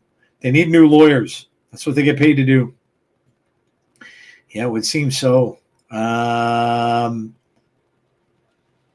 Let's see. Wrestlers don't even have a union. No, they do not. They need one desperately. They do not. They need one. We're getting a lot of your stuff. The former governor, Jesse I think you mean Jesse Ventura, yeah? Tried to get a union, but a certain person went against it. Oh, yeah. Well, look, I was privy to that too. I was in a retail store once where they brought in a union. And they all signed and they got the union in there. Guess how long that store remained open after that union stepped in? About maybe 5 months. And it was closed. And the parent company chose to close it. And there wasn't a damn thing that union could do about it. Nothing. So unions aren't even that great either when it comes to certain things like that. All right. I think that might be it. I think everybody's just giving us 90 days makes more sense to a judge or arbitrator than a year. Yeah, but I think let's throw more fuel on the fire, shall we? Sure. What the hell kind of mood was I in when I did this earlier? I'm not sure. Shoot, man. Chris Jericho will return to AEW, Joe. Sell or no sell? No, that's a big fat no sell, I think, for me. That's a big. I think I could. I don't bet on much. I'm not a gambler. I think I might throw a couple bucks on this one if I were a betting man. And I mean, I'm sure I'm sure there's betting lines in Vegas for something like this because Vegas has everything. You could bet on anything from wrestling to whatever. There's that. Yeah, that's just not going to happen. I'm sure he's already been in talks with WWE, and he's probably talking about his final appearances, and he's probably talking. Now that a lot of them are seeing what John is doing, I'm sure a lot of them kind of want a little piece of that, and and Jericho can come back, and I'm sure they'll put him in the Hall of Fame when he's all said and done, and everything like that. So no, Jericho's not going back to AEW. I don't think. It's well beyond it now. And so when I would expect to see him pop up, possibly in the Rumble, but I don't know when exactly. But for sure, no. This is probably one of my most definitive no sells that I've maybe had on this show. So yeah, absolutely not. Listen, it will be the ruse of the century. Yeah. If that man returns to AEW, which I honestly have like a 5% chance. 5% chance it might. But I'm gonna say no sell. But I think there's like a small percentage that maybe, just maybe, he does return there. So we shall see. I mean, he could, but God bless at this point if he did. Woo. I just want, you know what would be really interesting, Joe? I'm gonna come a little bit closer to the camera for this one. If he goes back those people that said that he was a piece of trash and that he never did anything for AEW. Over under 5 minutes, how long do you think it takes for them to sing his interest music?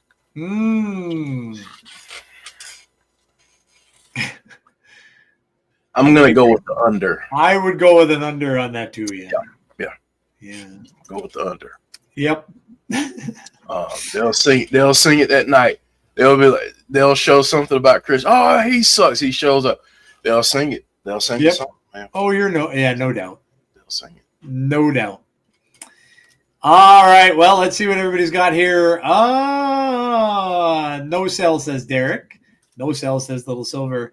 No sell, says Dylan. Sell, it's all the work, says Barry Monkey. See? Barry Monkey knows what's up. Jericho's at the end of his career. He would want to finish where he got his big start, says Little Silver. No sell, says Noob. Conrad says Jericho is gone. Andrew Stevens says no sell. Damien says no sell. Sell in 5, and in 5 years comes back to WWE, gets to retirement and Hall of Fame, that shows back up in AEW for a send-off. Let's see. I don't think anybody who felt that way about Jericho is changing their mind. I think it's a political realm why most people feel the way they do about him. Taking the under. Other people are taking the under. All right. Well, there you go, Jeff. I think we get to spin the wheel, yeah? Draw somebody's no sell or no sell. Conrad said, I'll take the under. I would too. Yeah. I'm taking the under on that every day. Yeah. Every day, twice on Sunday. All right, so here we go. We're going to spin the wheel, make a deal. If anybody's old enough to remember that, then congratulations. You probably have knee pain just like me. All right, so here we go. Round and round it goes and stop. Oh, okay, here we go. So here's the question. Let me make that full screen. WrestleMania 43 and a lot of other PLEs may begin to go to Saudi more often, Joe. Sell or no sell? I mean, with the way that they're doing stuff over there, I would say, well, you know what? I'd probably sell the first part of it, yes. I don't know about a lot of other companies going there, though. Unless you're talking about divisions of WWE. No, WWE, like more big. Yeah, so you're talking like AEW, you're talking like other. No, like the big 4 PLEs for WWE. Oh! So like Rumble is going there in January, so then Mania. You got the rest of the other 4. SummerSlam. Okay. Yeah. I mean, I could see it. I'm not going to like it because I cannot stand the time change that goes from there when we get to watch it. But yeah, I mean, money talks, as AC/DC said very well. Footing that big bill over and you're getting stuff for the money. So I would say so.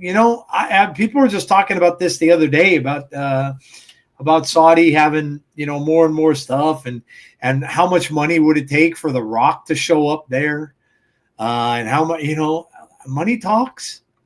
It really does. And WWE is now owned or owned by a company who money talks. So it wouldn't surprise me.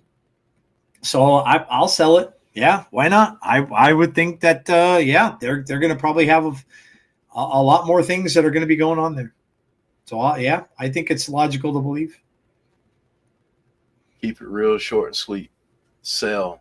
Money talks, BS walks. Yeah. And as long as TKO is the parent company of WWE, yep, they will continue to go to the highest bidder. Yep. Money. Yeah. Money. Yep. It's all about the Benjamins. Yes, sir. I agree. I agree. That's it's just how it is. And look, TKO's ratings weren't very good. Now they're on the uptick. And why do you think that is? Yeah, it's the WWE stuff. It's not so much the MMA stuff that's getting them up there. It's the WWE stuff that's doing it. In fact, I think they came out with their earnings report, was it? And they were saying that their stuff, the MMA stuff, was not doing well. And so WWE's carrying them right now. Carrying that company. So, yepper. All right, let's see. Sell, by the way. Sell. A lot of people selling because you got Love Afternoon Wrestling in Saudi Arabia. I have never and never will watch anything in Saudi Arabia. Bonus Baby says sell, probably rotate one of the major 4 PLEs each year, and Money Talks is a bitchin' AC/DC song. That is a good AC/DC song. I'm going to no sell because I feel it would have been better if all the Saudi shows stick to Crown Jewel. Conrad says, if I'm ever on any of these roundtables, I swear I'm coming in and I'm giving business 101 lessons. There's not enough characters for me to explain myself on here. Yeah, we have to do that. That's something we've talked about for a while. Yeah, it's gonna happen. So here's what I'm gonna say. We were supposed to debut some new content tomorrow. Yeah.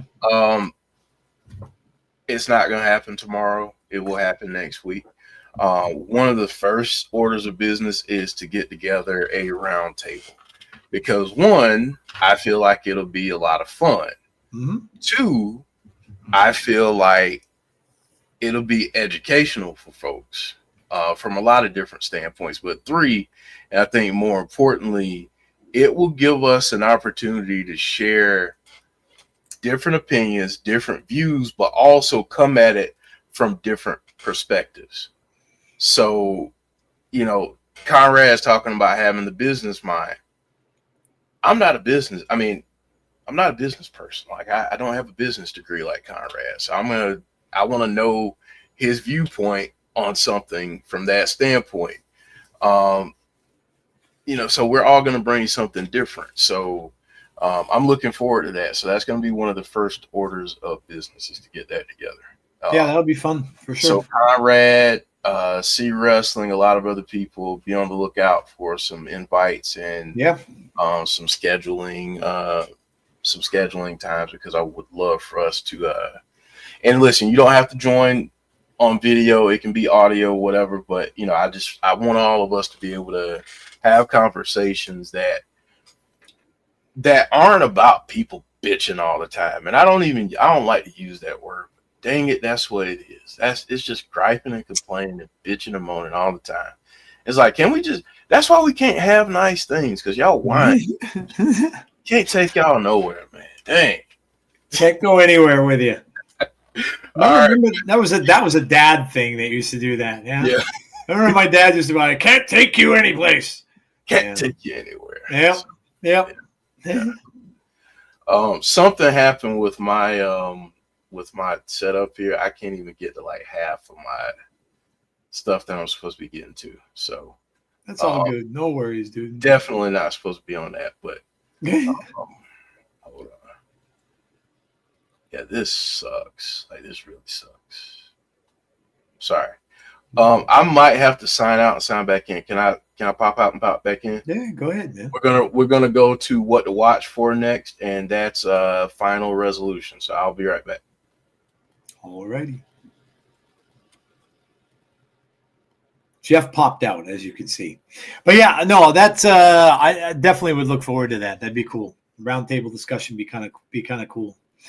I think he came back. That's pretty quick. Hey, you're back. All right. Hey, it's working. There you go. Working, I think so. Good. Nice. That was quick. All right. What to watch for? Here we go. What to watch for? And it's actually all working now. So yay. Hey. Here we go. All right. So obviously, Joe.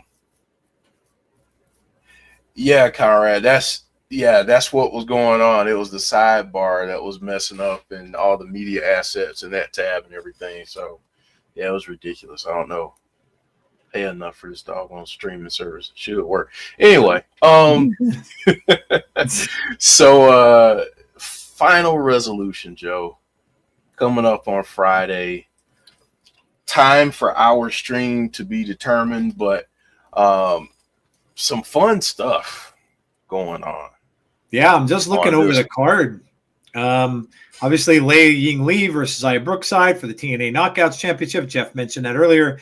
The Inspiration, Cassie Lee and Jessie McKay versus Tessa Blanchard and Victoria Crawford for the TNA Knockouts World Tag Team Championships. Leon Slater versus AJ Francis for the X Division title. Frankie Kazarian versus JDC for the TNA World Championship. Kind of a goodbye maybe to JDC from this. Mike Santana versus Charlie Dempsey in a singles match. The Hardys, Matt Hardy and Jeff Hardy versus High Rise, Tyson DuPont and Tyreek Igwe with Robert Stone. Two NXT guys, obviously. Mance Warner with Steph DeLander versus Matt Cardona in a street fight. That ought to be bloody. That'd be fun. Macklin versus Channing Stacks Lorenzo in a singles match for the TNA International Championship. And then we've got the Rascals, Trey Miguel, Myron Reed, Zachary Wentz, and Desmond Xavier versus Order 4. Mustafa Ali, John Skyler, Jason Hotch, and Special Agent Zero with Tasha Steeles in an 8-man tag team match. And I'm sure they will probably have more matches just to aggravate poor Jeff and add to that to the beginning of the show, like they always do. So there you go. Yeah, it's going to be a fun one. That's a pretty exciting card for what's going to be their last major pay-per-view coming up to the end of the year. And you can see it's got a lot of NXT flavor in there. So a lot of the stuff that's going on between the two companies is still going on. My big thing, Jeff, with this is at this point, the show looks like it's going to be a lot of fun, but I'm really, really hoping that we either get an announcement or at the very least, a tease of when an announcement will be for that TV deal. Because I think just so many people are waiting on that and waiting to hear something about it. And I'm really hoping. Remember, Jeff, what was it, a couple years back when we got that whole cool after credits thing that happened with Eric Young and all those guys? Yes, that's what I want to see. Yeah, that's what I want to see. If this is it, and this is the last big thing they're going to do for this year, I need to see something like that. Yeah, that's what I want. That's what I want to see. I agree with Conrad here. I think they're going to announce it at Genesis. They very well could. But to your point, I do think we get some type of teaser saying tune in to Genesis where we'll announce our TV deal. That's and whatever else they may have going on next year. I feel like that's what we'll get there. And I'm fine with that. Yeah. Me too. As long as we get something, because I think a lot of people right now are saying, man, we're just kind of waiting in the dark. Like what's going on? So Yep. Agreed. But either way, we will be there, obviously, on Friday night. So make sure you come out and check out the show with us. Their last major pay-per-view of 2025, which is insane. It's crazy how fast this year went, and we're almost done. And we'll be rolling over to next year, and we'll be gathering info for our award show. So crazy how fast the years go by, but this one went really, really quickly. So, come out and join us on Friday. I know SmackDown is on and all that kind of stuff too, but, a lot of you guys got ways to watch multiple things at once, so come out. Mm-hmm. That's right. Well, Joe, in honor of the snow that's coming this week, the heat's going to be on. I got my little space heater running right down here right now. Yeah, it's getting cold. Yeah, it's getting cold in the Northeast. That means we got to heat things up. So, yes, we do. Burning question. Know what time it is. Here we go. And this one is hilarious. It's again, given the way that tonight has gone, this is hilarious. I did this to myself. So I'll read it out, Joe. What's your biggest pet peeve in wrestling? Mine is people calling WWE fan. That crap is so annoying.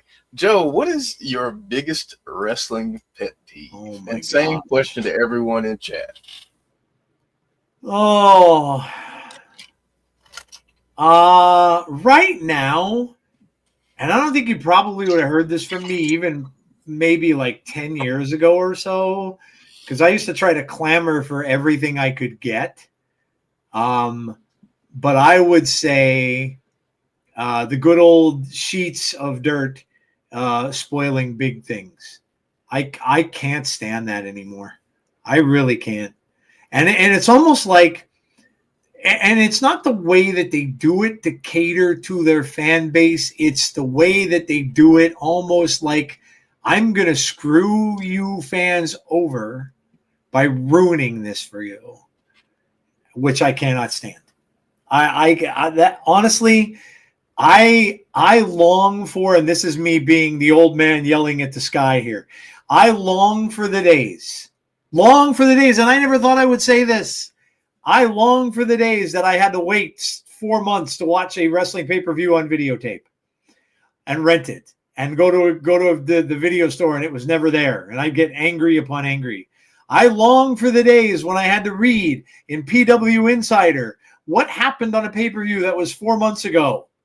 I long for those days. I'm tired of it, man. Stop doing that.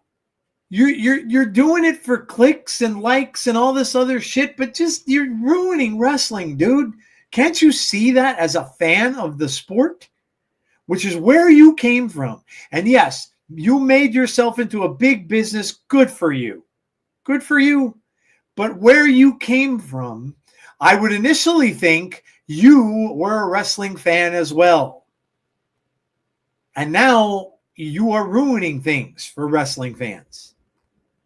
Because, and I don't care what you tell me, when you get these things and ruin stuff beforehand, if you knew that Liv Morgan was coming back last night on that show, doesn't matter how it happened, you took a piece of it away from yourself, and I will bet you that you didn't enjoy that show as much because you knew.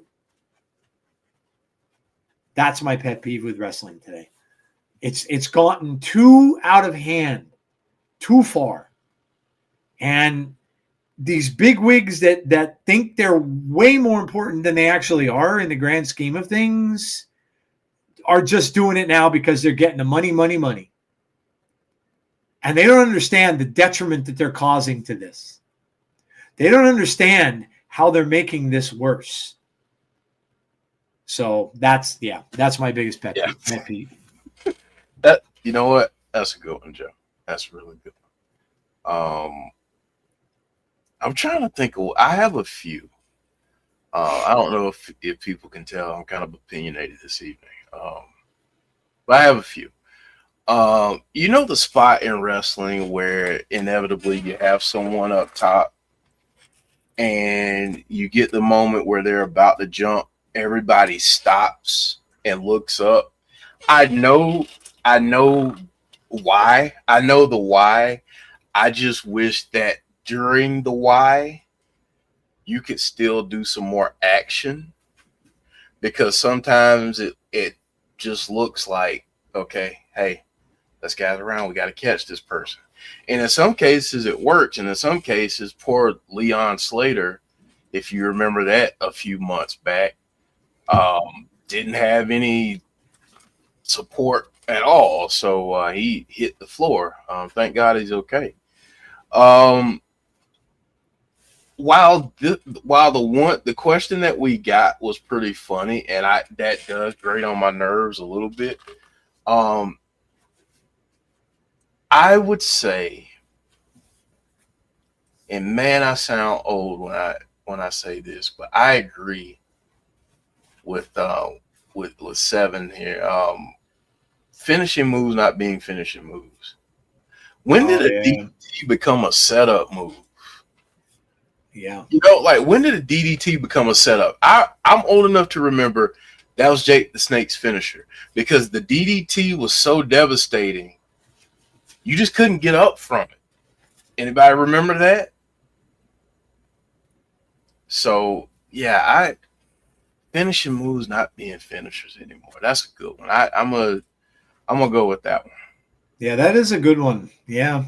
Yeah, that's true. And I mean, but you used to just need one tombstone. You used to just need one,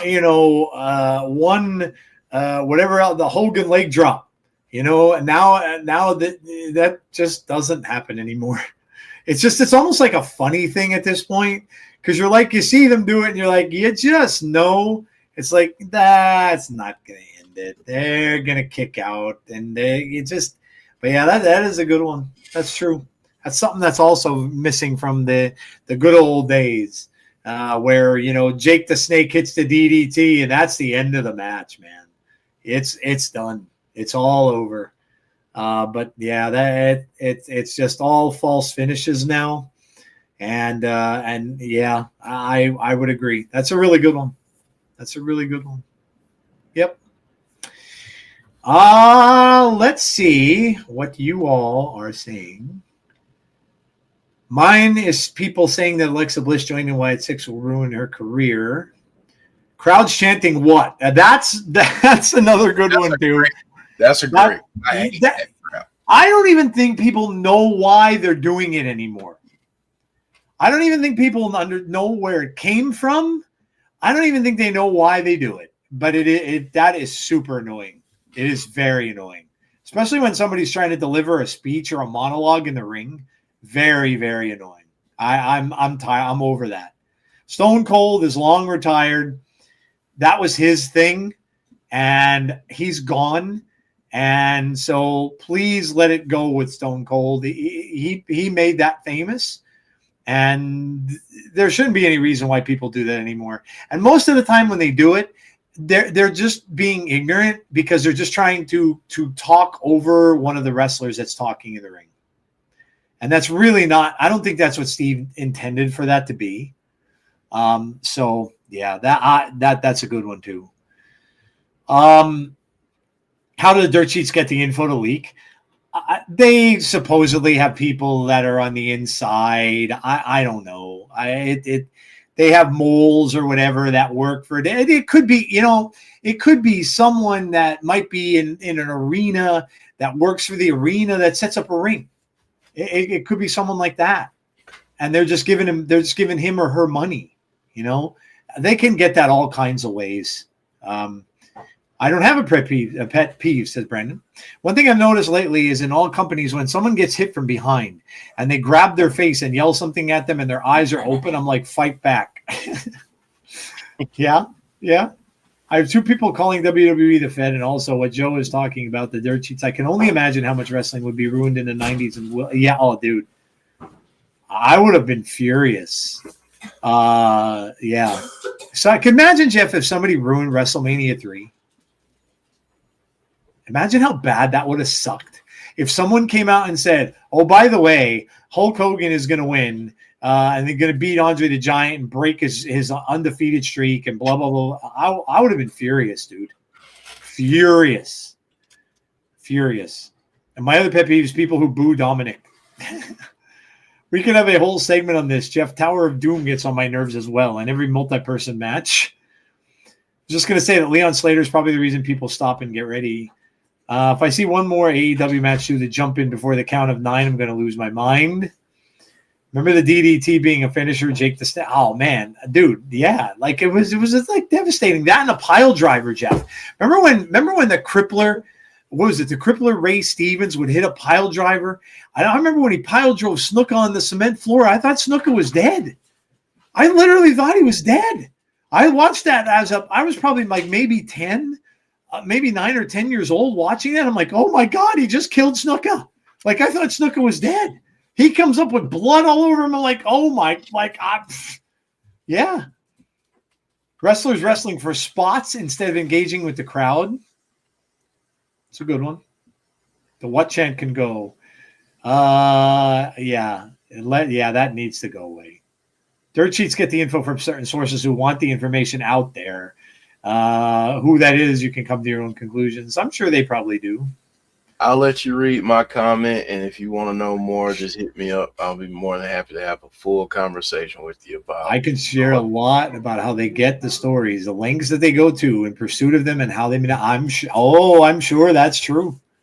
I have no reason to doubt that. Jeff would know that much better than I would, or a lot of other people would.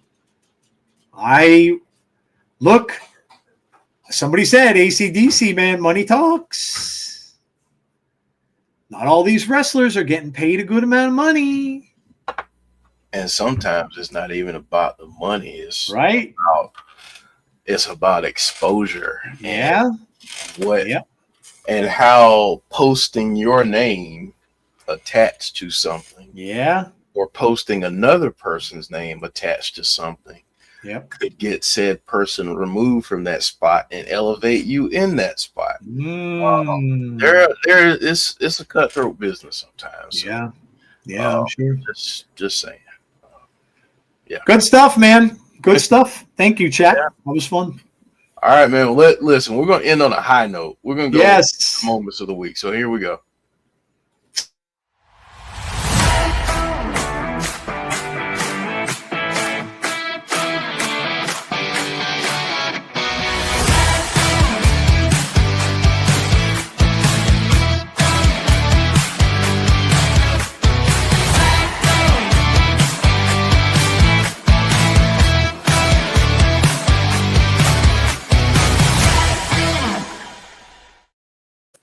Very catchy music. I love it.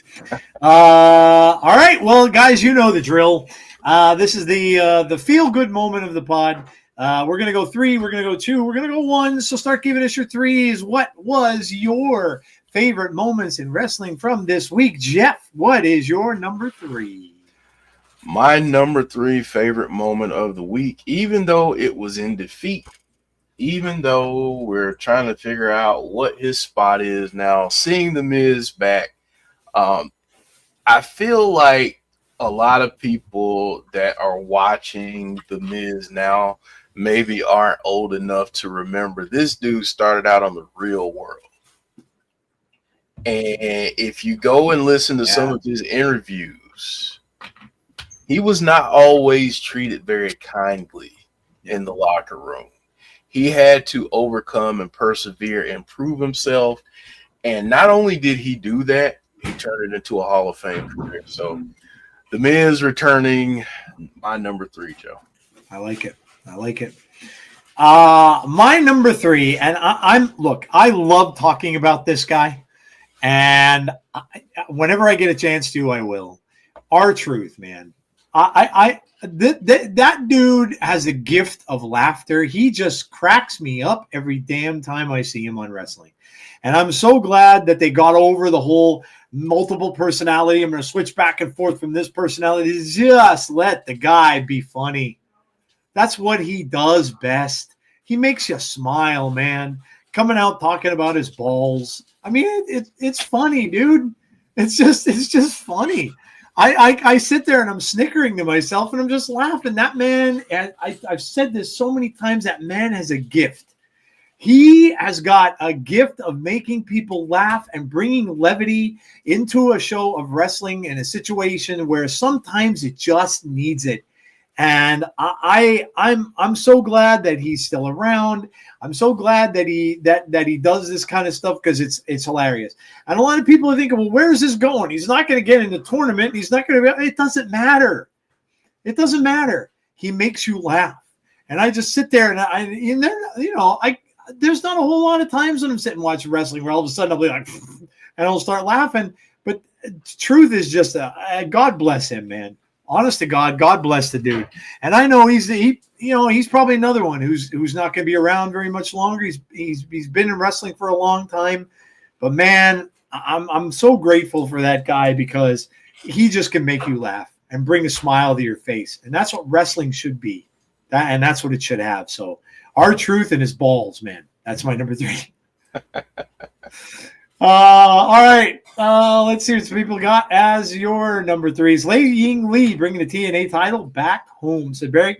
Alexa Bliss Gamer, John Cena versus Dirty Dom from Survivor Series. Lei Ying Lee for bonus baby as well. Number three, the Women's War Games match, says Dylan. Conrad's number three. I was happy to see the traditional Survivor Series match on SmackDown. I kind of missed the matches on the pay-per-views. 7-Eleven, figuring out how to use a VPN to watch Survivor Series on Netflix. Were you successful? Yeah, right? Yeah. I hope you were. And listen, if anybody says anything to you, hey, say, look, one of the Stephanie McMahon of the company told That's right. me. There you go. Stephanie McMahon sent you. Hey, why not, right? Brandon says my number three is a tie, beginning with who's currently first in the NFC and traditional Survivor Series match from SmackDown. Who's currently first in the NFC? All I know is my Cowboys are starting to climb, man. I actually have some excitement for my Cowboys all of a sudden.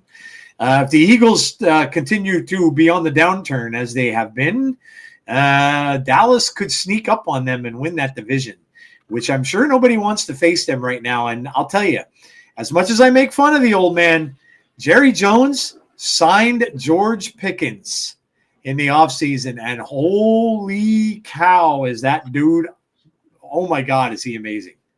Amazing. That's all I'm saying.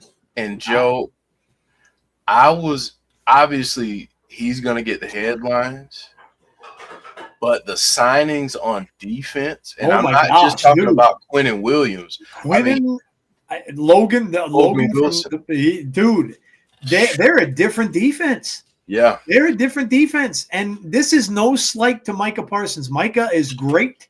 He's unbelievable. I saw him sack the Lions quarterback a couple times this past week, and like he flies in the pocket. He's great, and he's going to be great. But Dallas needed more than a pass rusher on that defense. They couldn't stop the run. And Micah's not a guy that you can rely on to stop a run. So, yeah, man. He just no longer fit their scheme, and that happens. Correct. That's fine. Yeah. He's thriving in Green Bay, and Dallas's defense is thriving too. So, yeah. Hopefully, Joe, you know what would be real fun is if somehow, some way, y'all got into the playoffs. And, y'all had a chance to break that tie from earlier in the season. Oh, man, if they played Green Bay again. Yeah. Yeah, that would be something. I could tell you this, Jeff. No one wants to see the Cowboys offense. No. Right now. Nobody. No.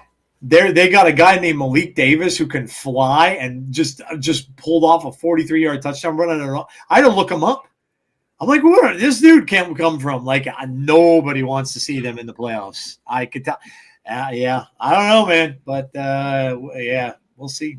So we'll see if things go their way. And look out.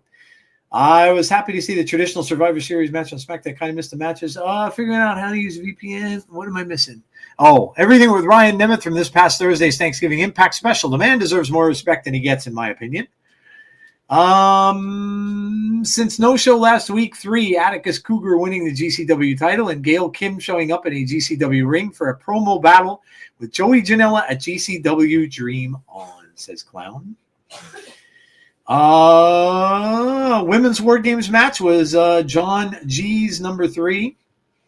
They should have done Miz TV with John Cena for old time's sake, says 7-Eleven. That would have been fun. That's a good suggestion. Ryan Nemeth rocking the turkey costume, says Andrew Stevens. That turkey costume's hilarious. R-Truth segments with Nick Aldis on SmackDown. Yeah, it's so good. So good. All right, let's get to number 2s. Conrad is already there. So, Jeff, what was your number 2? My number 2 helps us on a different show that we have. And that is the return of Uncle Howdy attacking Solo. Yep. And we didn't get it at Survivor Series, but at some point we're going to get the MFTs against the Wyatt Six, and I'm looking forward to that. So I wonder if that'll end up being, somebody mentioned that could be on Saturday night's main event. It very well could. Yeah. It very well could. I'd be fine with that, honestly. Yeah. Yeah, that's a good one. Yeah, it's great to see him back. I'm also happy about that because you know that he probably wouldn't be if the circumstances were different with his dad. So I'm very happy to see that he's back for multiple reasons. So that's a great one. My number 2 is Lei Yingli. Like I said, I was very, very happy to see her come over when she did, and I think she's a great talent. I think she's going to be an amazing champion for AEW. AEW for TNA. Oops, wrong 3 letters for TNA, and I think she's gonna kill it and bring back. Like I said, I think this is going to be the start of the women's division kind of having a big comeback. And that's what I'm predicting for them in 2026. I think their knockouts division is going to just kill it next year. With everybody coming back and the people that they have now in place, I think it's going to be it's very, very different, obviously, with the losses that they had.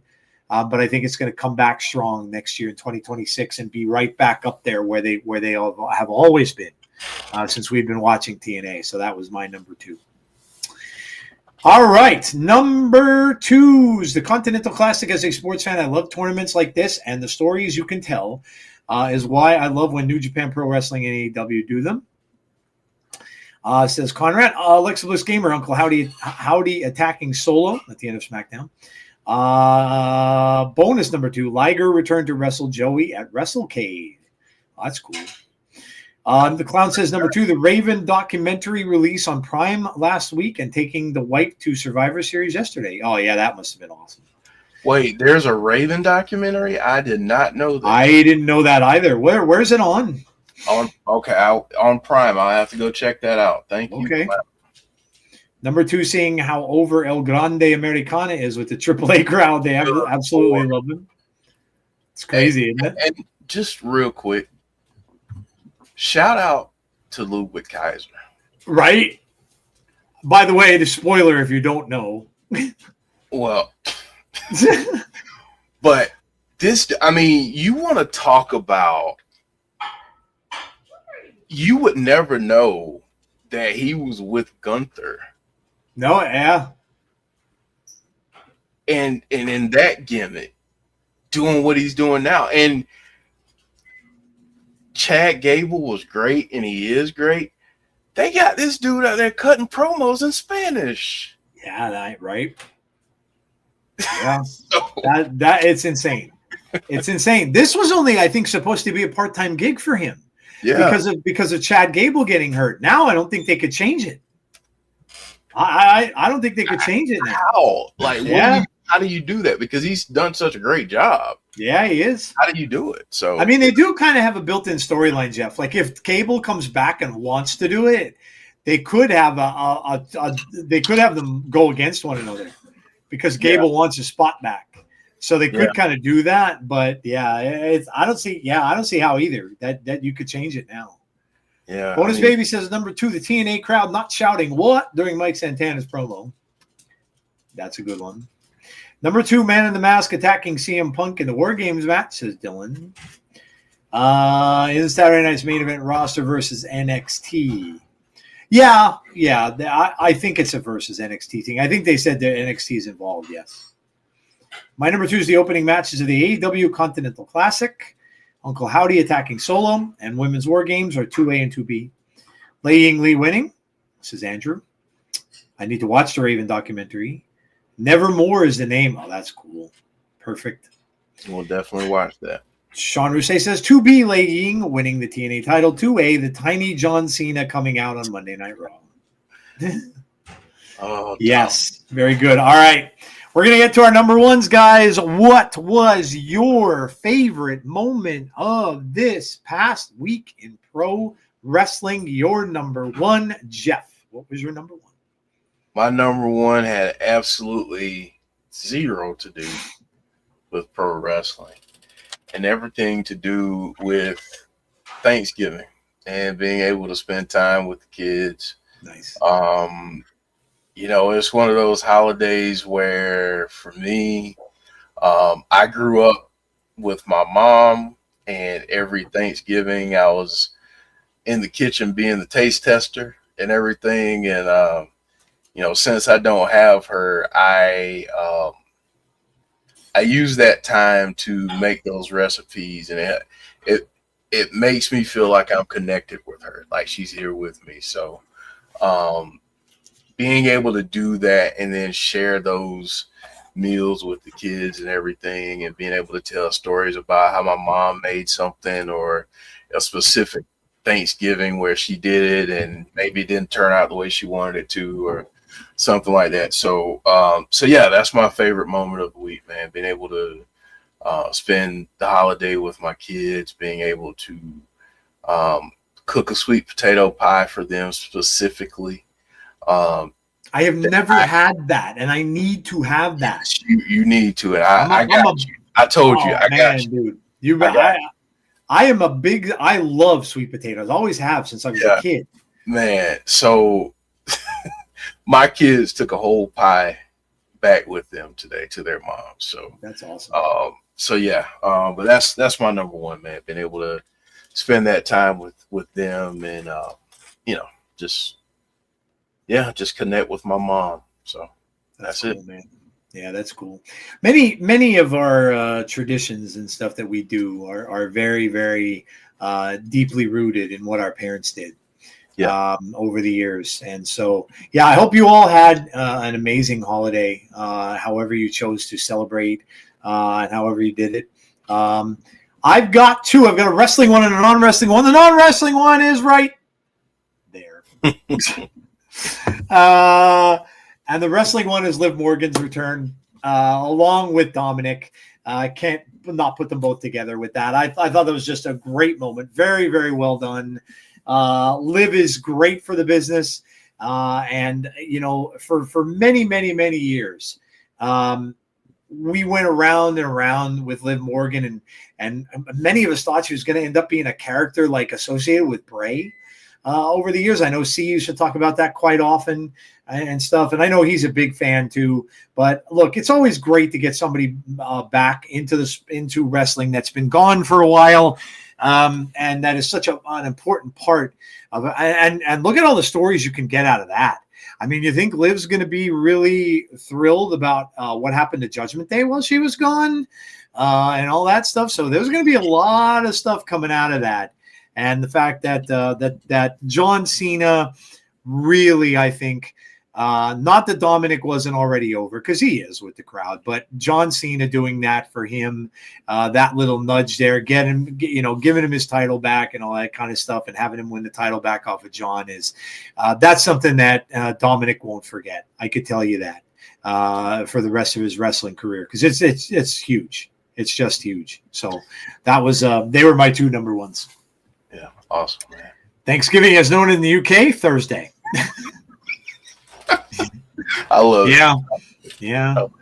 No, it was so this is not a favorite moment of the week for me, but we got to talk about it. And it also gives me a chance to use a very little used segment on this show that many of you probably don't even remember, called Lighter Side of the Ring. So Joe knows absolutely nothing about this because this is impromptu, but I'm just doing it now. So here's the video for it.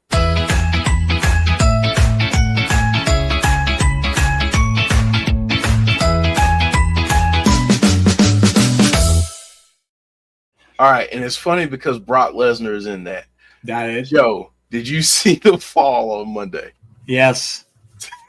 Yes, I did. Yep, Brock's been doing some stuff, man. Man, ripping his jeans, rip the pants. I mean, and it's hilarious. And the fact that he just pops up and he's cracking up when he does. Yeah. I've never seen a side of Brock Lesnar like I have, but yeah, that was freaking hilarious, dude. Hilarious, man. Yep. And well, if you know, you know. But there was a sign in the crowd last night referencing Brock that had me cracking up too. But the fall, like, oh man, he just wiped out. I mean, he just wiped out, and there's no graceful way to save that. I think he needs to stop wearing those damn slippery cowboy boots down the ramp. Right. I think that's what it is. Right. I mean, he did his best to roll into it. He did. But man, Derek sent me that, right? I was not watching Raw live. Derek sent me that. And I'm just like, there's no way that's real. Yep. There's no way. I thought it was AI for a second. Because, I mean, you know, AI, you can't really tell anymore what's not. I mean, sometimes you can tell, but. Dude, I can't believe Paul held it together.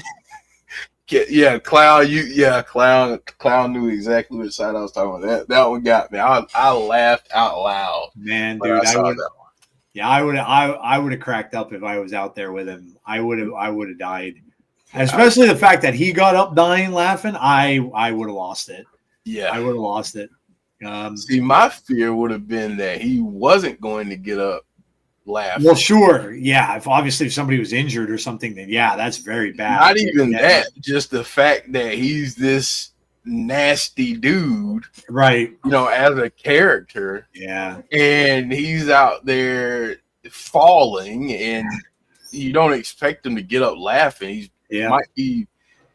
If it would have been in the 80s, he would have gone in and beat up the baby face, putting dripping baby oil down the ramp or something. Yeah, you're right. He probably would have taken it out on the person that he was wrestling. Yeah, that's true. Yeah, so he's a different, more gentler Brock now. I think it's interesting. He can laugh at himself. The way that he's been able to kind of balance that line between still being a scary dude that if you saw him in an alleyway, you're probably going to walk the other way. Yeah.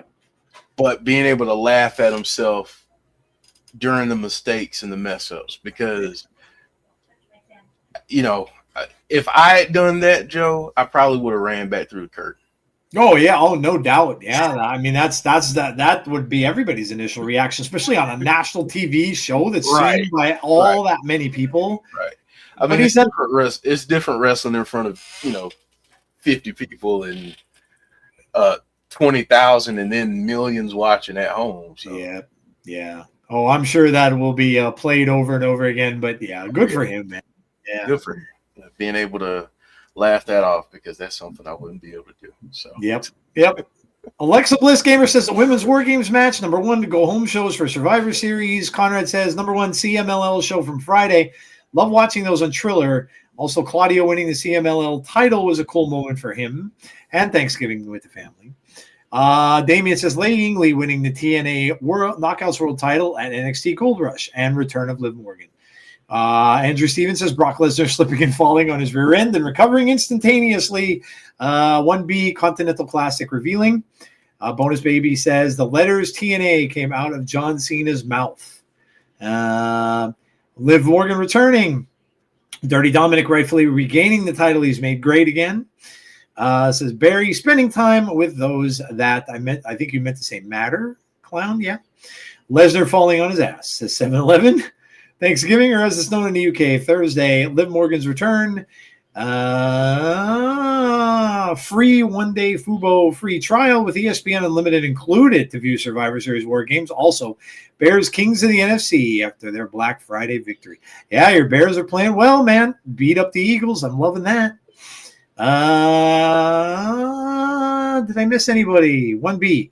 Spending time at my aunt's for Thanksgiving. 1A. John Cena announcing the wrestlers for the Iron Survivor Challenge for men's and women, adding Leon Slater. Good exposure for that was very cool.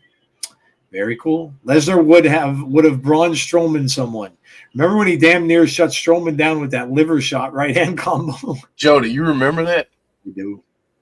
Yeah. Man, he hit him with that, and I swear, like I thought, looking into Braun's eyes right then, I was like, man, that dude's going on Indeed after this match. Yep. Because he hit him with that, and he's just... Yep.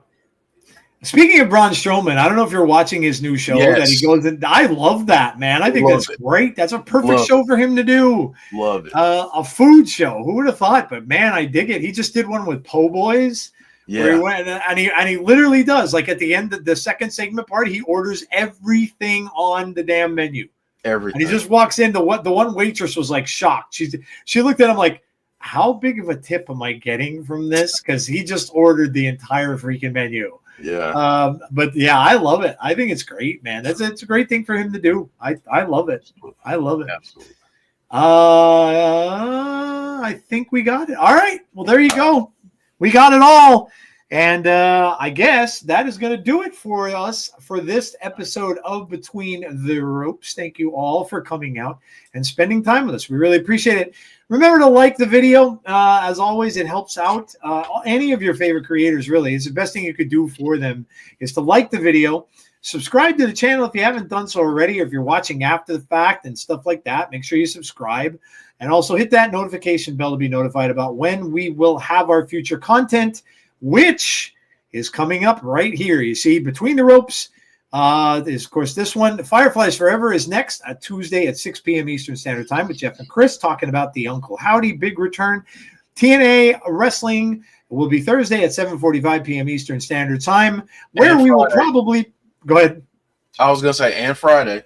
And Friday, where you will probably see them announce more matches that will drive Jeff crazy because he'll have to make new graphics because they do it every single time. So, yeah. So you'll see that on Thursday. And then, yes, Friday we will be back for the pay-per-view, the last one of the year for TNA. All right, guys.